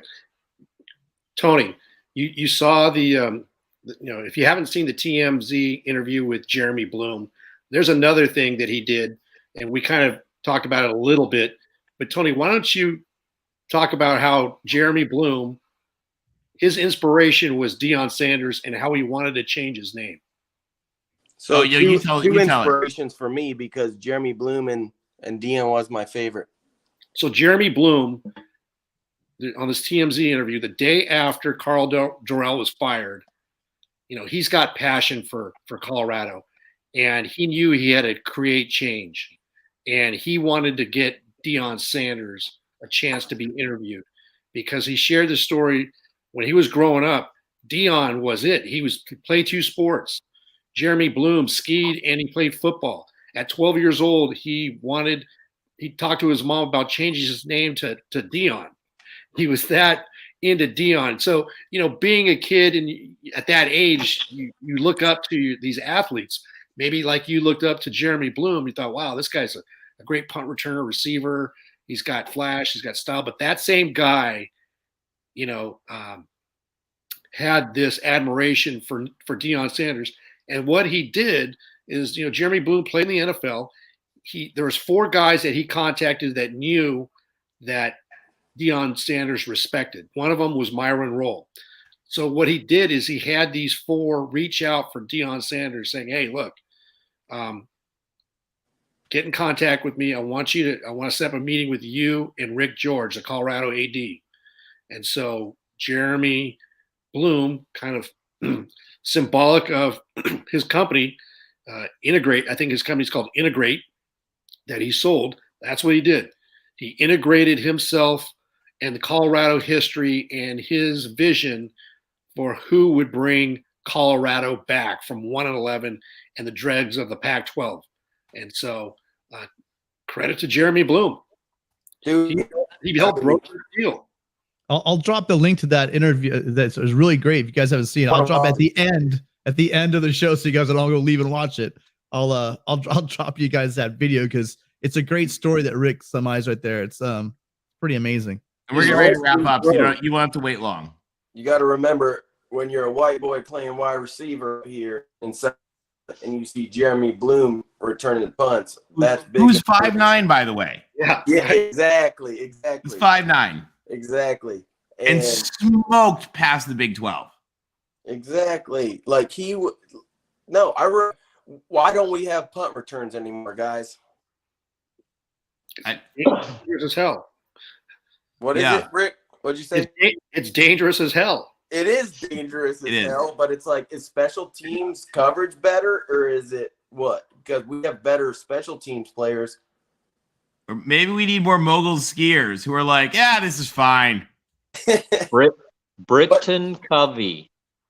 Covey. Britton Covey is Jeremy Bloom, except I think he might actually be older than Jeremy Bloom. Larry said the best thing ever. I made jokes to my friends. Okay, so I recorded Britton Covey in both of them. He did it in both multiple times. Did he not, Larry? Yeah, he did it against Oregon. He did it against Ohio State. Yeah. Tell me Ohio State. Wait, and Larry, can I tell you my favorite Britton Covey moment? Yeah. Britton Covey, by the way, guys, if you guys don't know Britton Covey, he's supposed to be just a phenomenal, awesome guy. The best. And he caught a pass or whatever, and he was so excited, and he took his helmet off, and the ref flagged him because if you take your helmet off, it's taunting. And so he turned around and just started apologizing. The ref was apologizing. The ref was like, "Well, you did it, so you got a flag." And so they asked Kyle Whittingham after the game. They said, what was going on when Covey took his helmet off? And Kyle Whittingham just deadpans the camera. Oh, I thought he was just trying to show him that the Rogaine wasn't working, so they flagged him for lying. But the Rogaine was working, so they flagged him for lying. Kyle Whittingham. I was like, that was one of the moments when I fell in love with Kyle Whittingham because I was like, all right, this guy's just I mean, he's a great coach, but he's also really cool. Didn't Maybe. Yeah, I've spent time with Kyle. He's the dude next door. Yeah, I have so much respect for him. And I love all the Utah fans and players, but it was pretty funny. Sorry, Ian, I didn't mean to interrupt. What were you saying? No, you guys, this is your show, but didn't Britton Covey bring punts back against Oregon in both of the games that they destroyed them? In Salt Lake, he did. In the championship game, he returned a couple kickoffs. He had some decent yardage, but he had one punt return, and it was to end the half. Yeah. I must be thinking about Ohio State, because then he made Ohio State look silly. All right, let's just. Oh man, that was ridiculous. And then Latham Ransom blew his knee out on that damn return. I remember that. But I love Britton Covey so much, and what little white dudes returning punts that I sent it to other guys, and I was like, "Hey guys, I know I haven't talked to you for a while. I've been actually going to Utah for a few years, and I've been returning punts. So sorry you haven't heard from me. It's me actually, guys. Look." But it's it was a funny joke because that dude. Who has returned punts since Britton Covey? Nobody. No. Pac-12's returning punts, guys? Yeah, nobody. Nobody else. Not like that. No. No. But my main question that I called for you, you guys were talking about Deion, and Deion has never failed, so I don't believe he will. In any way that he will be successful, he will. He will bring recruits. He will help the Pac-12. He will help that school, and it is what it is. I went to school with Travis Hunter Sr. He was a great football player, but his son is a freak, and I still talk to his dad on Messenger and ask him a lot of questions. Last thing I asked, man, he's not going D1 this was last year. He's not going D1. He going to be good? And he said, "We're worried about his education, man. Everybody's asked me too many questions, all right." So I backed off him. So it's we know what Travis Hunter Jr. is going to do if Deion's bringing with him, but Deion's going to be successful. What I wanted to ask you guys, you're Pac-12 guys,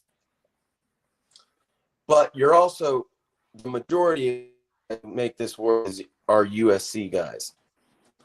Well, just three of us. I know you are. Technically, that's not a majority, but go ahead. Hey, you are the majority, and we know it. But plurality, not majority. Go ahead. When it's not a Pac-12 show anymore. If you're USC fans, and I'm not saying anything bad. I know that hey, maybe it'll have to be a big Pac show. I'm not. We don't even know yet, right? No, we don't. Actually, Ian, I'll tell you something funny that I laughed at. The guys who do the podcast of champions, Ryan Abraham and David Woods, who are hysterical. If you guys don't listen to the podcast of champions, you should listen. And people were asking them, they were like, "What are you going to do?" And they were like, "Well, we really don't want to cover Rutgers or Maryland, so maybe we'll just keep doing the Pac-12 and USC and UCLA." I laugh. That's what I'm saying. You guys are to despise dealing with Big Ten. And I don't necessarily I don't want to talk about Arizona. You don't want to talk about Rutgers or who's even at the bottom at the Pac-12 right now. Although we're kind of, I'll tell you, I won't mind when we play teams that don't like to score points. I'm just saying, when it happens, you guys are already dedicated. You're dedicated to USC, but you're also college football fans, and that's why I respect you. Because I'm from Michigan. I'm from Michigan. I come from Spartan country. Yeah, my grandpa's Buckeye and my friends were all Wolverines, so I know the Big Ten just as well. We don't cover them here, but I know the Big Ten just as well. The thing is, Ian, here really quickly, Ian, Yes, sir. The thing is like we're going to be in the Pac-12 next year as well. So we're in the Pac-12 as long as we're the Pac-12. And I know that when SC goes to the Big Ten, I'm still going to follow all these Pac-12 teams. So I would totally be a part of a Pac-12 show going forward because it's weird. A lot of schools that most of the country doesn't really respect. Yeah, I have horrible memories, but I have great memories as well of just playing all of these teams. It's been a big part of my entire life. I've been following Pac-12 football literally my entire life. That's my point. For me to instantly just decide that I'm not going to follow the Pac-12 anymore, it's just I can't even think that. Plus, that's Ian, my point, guys. That's my Ian, point. the people that we had to deal with in the chat the other night after USC lost. By the time I'm done murdering most of them, I'll be in San Quentin anyway. Right. So that's all I'm asking, guys. Like, you're never going to just stop on the Pac-12. It's who you are. It's what you've grown up on, whether when you were kids, you know what I mean? Like all the way up to now. So I can't see you just. Well, I grew up. My father's idea of a lullaby when my brother and I were little was go right through for MSU. Watch the points keep growing. Yeah, that's way more than I can even understand. But I really love that you guys are passionate about the Pac-12, and I don't think that passion's gonna die or anything. So I'm just asking. Hold on, I think we've just heard our answer right here from Mikey G. Yeah, Tim's always going to be that. Well, we'll still be friends. No, it is going to happen because also you guys. So Mikey and all the guys that always call us out for. Well, not Mikey. You're the one logical Duck fan I've ever met. But the situation is we covered 11 schools today. They won't want to know the one we left out. USC. And I forgot. I swear, you guys. We were joking about doing something. Oh, that's cool. But I literally forgot. I'm not kidding, Rick, Tony. I totally forgot about SC. So when I do this show, I do love the Pac-12. I'm so pissed off at Larry Scott. We should have had this opportunity. If SC and UCLA had stayed and we have Coach Prime and we got these coaches lined up right now, it would be a completely different story when it comes to TV revenue, etc. It wasn't that long ago that USC was and our conference were talked about just like any other conference.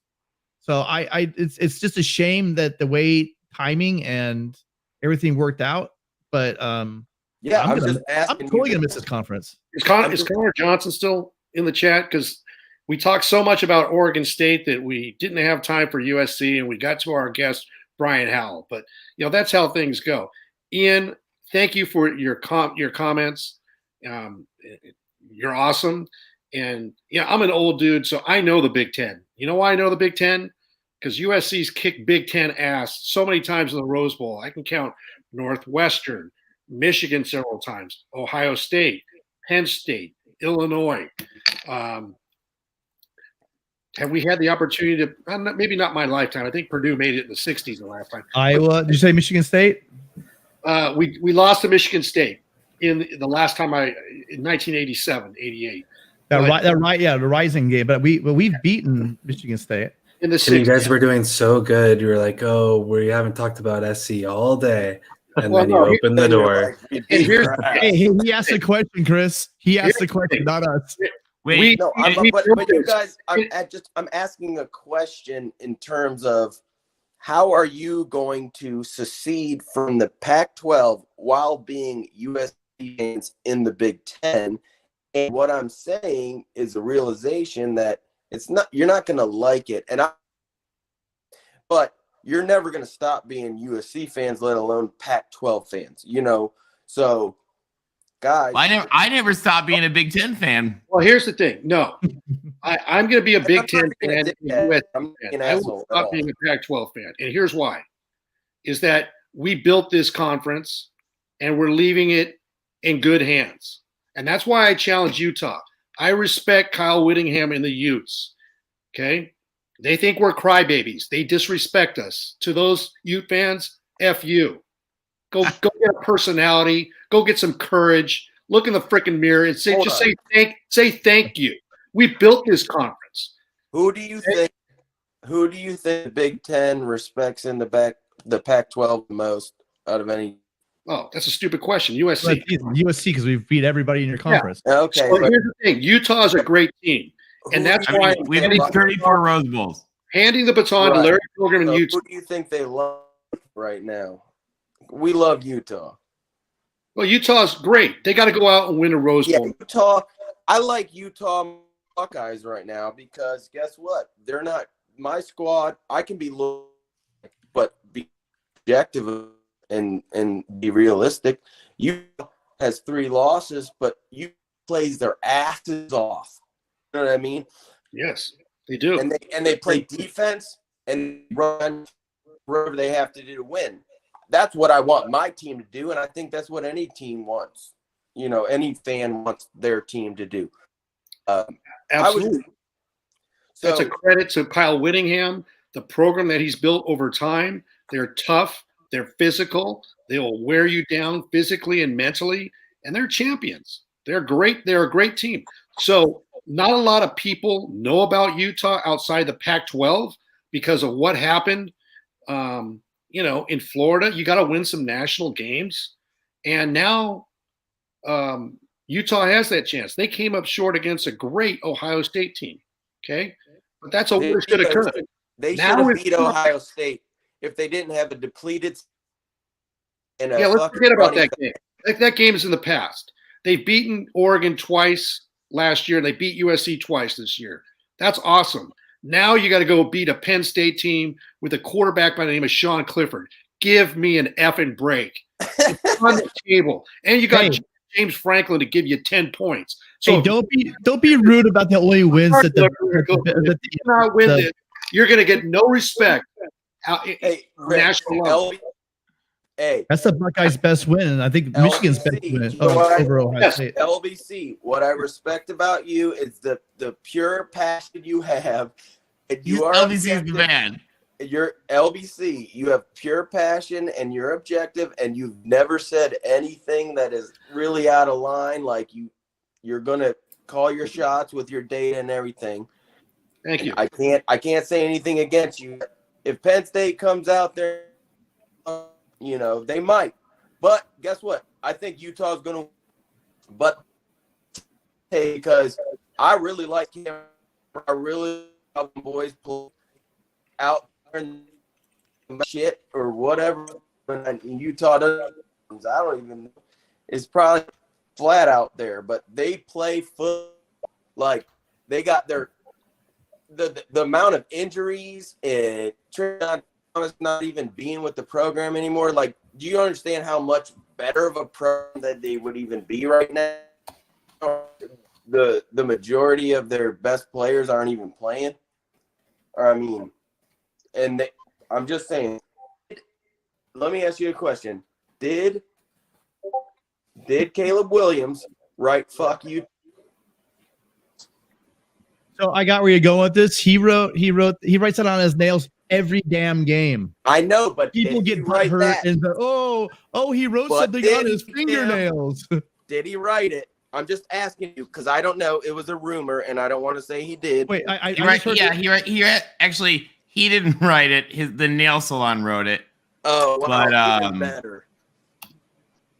Yeah, it really is very much overblown. Quite honestly, a lot of the people that make a big deal of it are people that make a big deal out of did it last year and any behavior by races they don't like.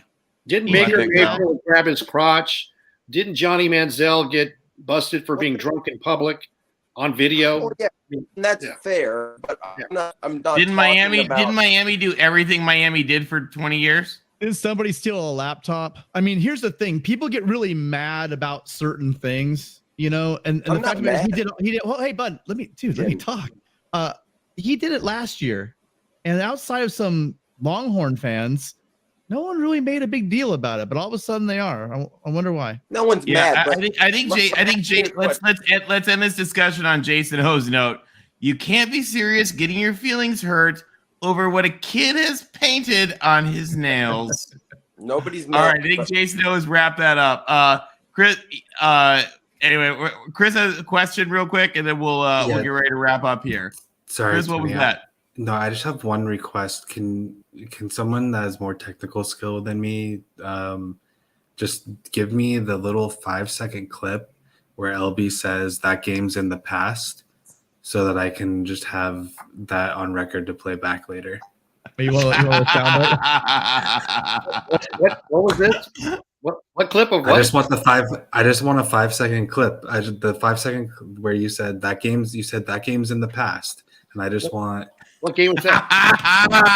I just want the 5 words so that I have it later for future use. You can send it to tbm.ucla.edu. He would like that clip. Chris, what game are you talking about? That I said that game. Well, for me to use it in the future, I don't know. Hey man, I love it. I love you, man. All right, guys, I think that is a perfect place for us to start wrapping up here tonight.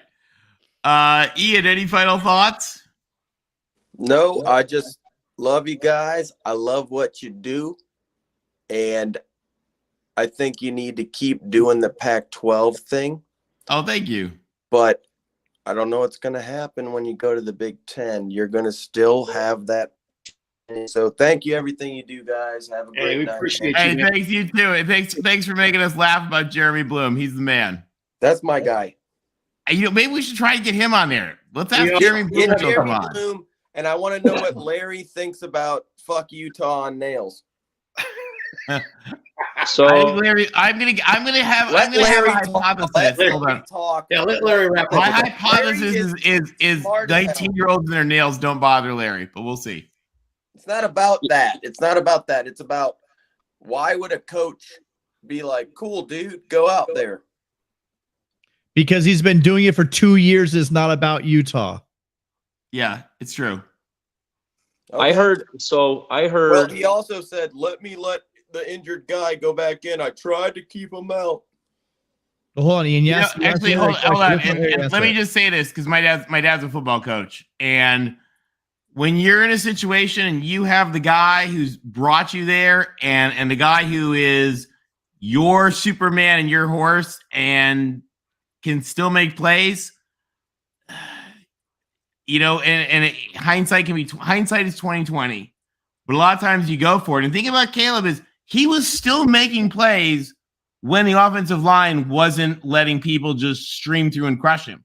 The thing about it is he couldn't escape from anybody. And the thing is, Miller's awesome. Miller's a great quarterback too, but Miller couldn't have escaped from those guys either. Well, and Tony, I'll just put it here because I don't want. This is going to be my closing statement. And then we need to wrap up because we're over time. Just really clearly, you guys, Caleb set the Pac-12 Conference Championship game record for passing. Let me repeat that. On one leg. He did it on one leg where people were saying, oh, well, he played so poorly. What do you think, Duggan? What do you think, Duggan? He set the freaking record on one leg against the best defense statistically and most likely in the Pac-12. So let that sink in. Why didn't he pull him? Probably because he was his best option. Yeah, you should get the Heisman.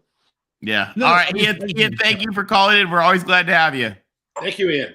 All right, thank you. Good luck this week. Talk to you later.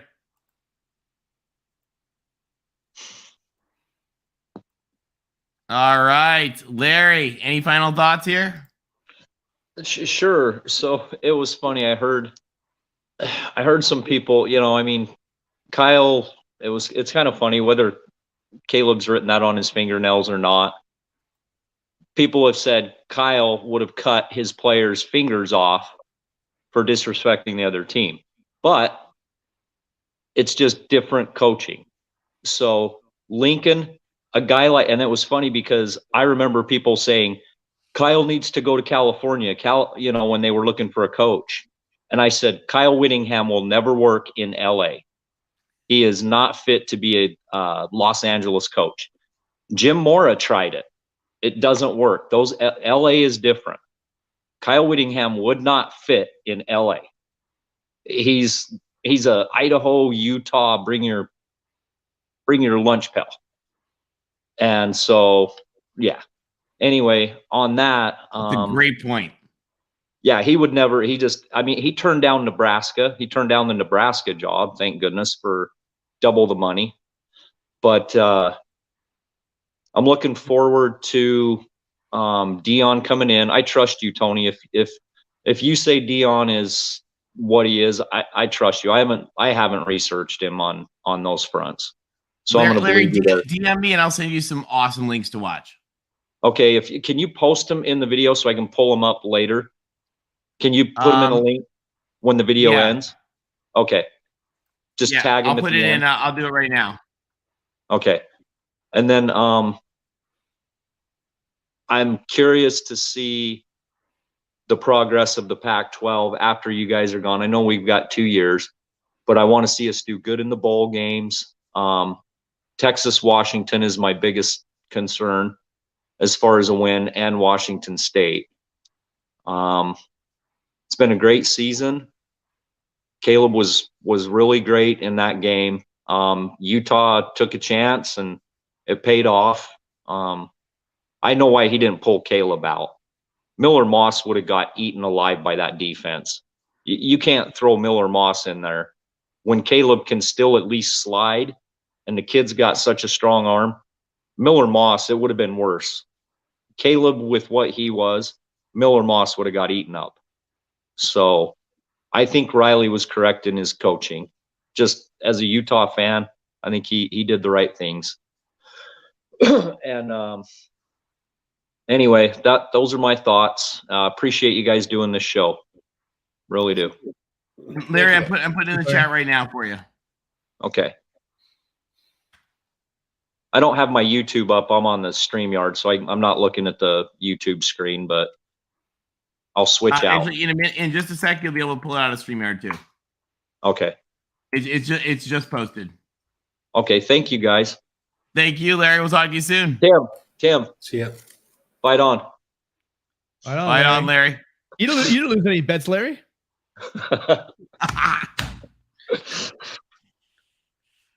I like it. Will, any final thoughts here? Yeah, just an exciting time. I mean, the Pac-12 just keeps getting more exciting each week. I feel like something new happens. Definitely excited for all the bowl games. The only one I'm really worried about as well is Wazoo Fresno. That's a toss-up, but I think the other ones, the Pac-12 should win.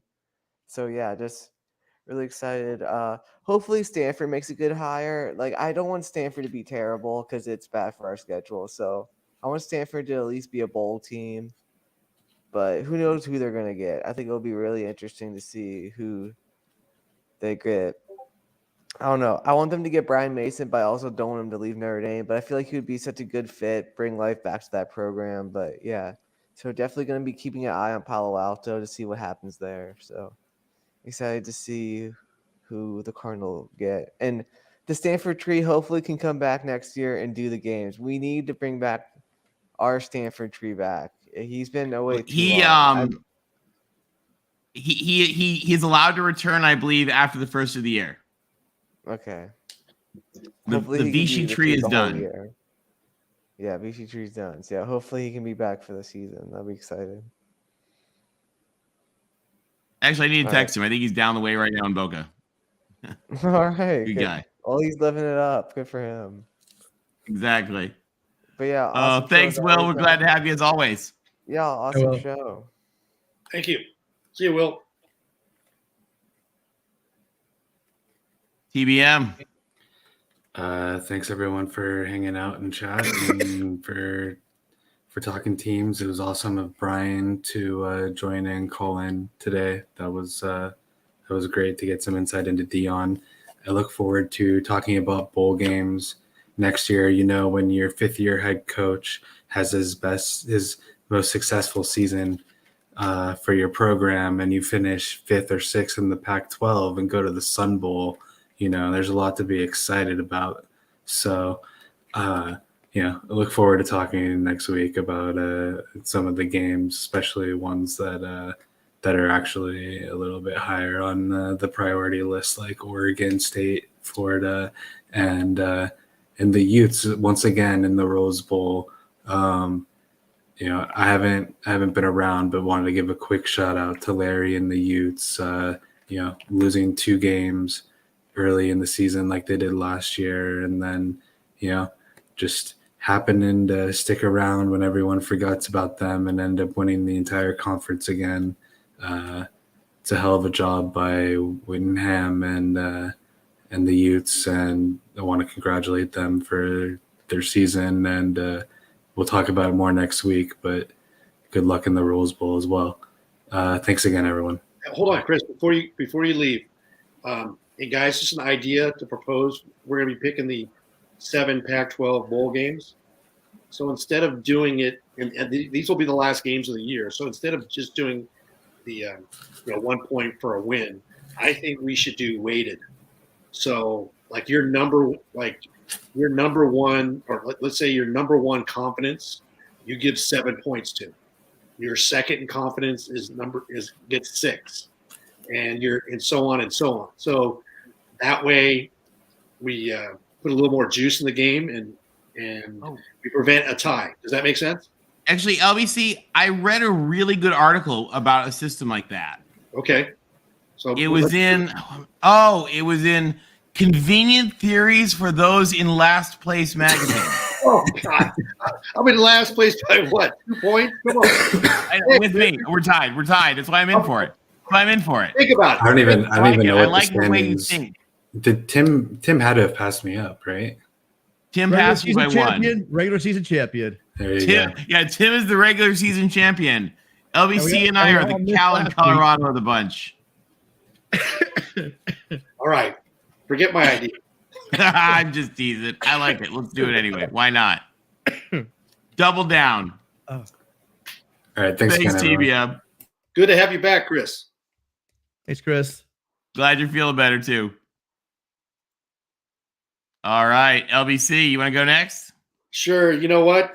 Great show, guys. I'm glad that we were able to get Brian on and also have the chance to talk about each of the Pac-12 teams, with the exception of USC. We'll catch them a little bit later. We'll talk a little bit about that Pac-12 championship game next week when we preview the bowls. But great to have Brian on. Very fortunate. And we'll try to keep you up to date with what's happening in college football all throughout the Pac-12. Thanks to all of our viewers that joined us tonight, our callers. We always love having you on the show and appreciate you. Have a great week. And always fight on. Thank you. Good night. Fight on, Rick. Oh, hello. I'm just really happy with this year, how it came out. We got a lot of crap in the Pac-12 last year because we deserved it. But looking down the standings right now, if you look at the top offenses in the country, and you want to look at the top 5, would you guys have guessed that the Pac-12 would have 4 of the top 5 offenses? Tennessee ended up being the best offense, but just by a margin. Then you had Washington, UCLA, Oregon, and SC to round out the top 5 total offense. And another great thing we should go away from this season, the regular season, looking at is we had, one of the best seasons I can imagine in the regular season. You have USC at 11-2, Washington 10-2, Utah 10-3, Oregon 9-3, Oregon State 9-3, UCLA 9-3, and then rounding up our bowl eligible is Washington State at 7-5. But those 5 losses came to the guys I just named just now that went 11-2, 10-2, 9-3. So an amazing. We have every reason. Don't let anybody out there talk crap about the Pac-12 this year. We have some business to finish in the bowl season. If things go chalk, we're going to probably go 5-2. I think we got a really good shot at going 7-0. So until next week, remember, SEC sucks, and I'll talk to you guys later. Thanks, Tim. Hey, I want to thank you guys for spending the night with us as always. And we want to thank Mark Rogers, who gives us this opportunity to bring folks together from all 12 of the Pac-12 conference schools. And Mark, we really appreciate it. Thank you, Mark, on behalf of everyone. And thank you to LBC tonight, who set up an awesome chat with Brian. And we're going to try to do more of that kind of stuff for you guys too. Because we love having a chance to really bring in folks who know what's going on in the conference, can give us new answers and new perspectives. We spent a lot of time tonight on CU for a couple reasons. One, Coach Prime is news, and that's what it is. But two, guys, this is a great school of history. This is a great school of tradition, and it's a great school of promise. And they've had since they came into the Pac-12, they've had just such a rough time. And what I think is exciting about it, we look at these characters here on the screen, and these guys are epic folks from football history, and their buffs are back. And we see really why it was so important to the Pac-12 that this was the school we wanted. This was the number one school that the Pac-12 wanted to add. And in fact, if you go back and actually look at the history, Utah actually secretly negotiated on behalf of Colorado and Utah so that Utah could get their in on expansion. It's actually a really cool story. We're going to tell it another time, and it's really cool. But Colorado is back, and it means a lot to all of us. And I would encourage everybody to celebrate this. Celebrate the excitement that Deion Sanders can bring to Colorado. That's going to bring more students, more applications, more donors, more excitement to the whole state. Celebrate the fact that Colorado, guys, and I'm going to have a moment here, and I'm not being political, talking about something important. 70% of college football players are African American. We need more black football coaches. And Deion Sanders is one hell of a football coach, and you're darn well believe he's earned this shot, and I think he's going to hit a home run. So I can't be more excited about this hire for what it means for the conference, what it means for all my Buffalo friends, what it means for CU, and what it means for the next stage of the history of college football. Thank you guys for spending the night with us. It's been a lot of fun. And I'm going to tell you guys something. Maybe, this is one last little extra piece. Maybe something will happen on Saturday night that is of interest for USC. And should that happen, we just, again, whatever that might be, we may be bringing you a special episode of USC Postgame Live on Saturday night here on the Voice of College Football channel. Thank you to everybody. 8-13 and fight on.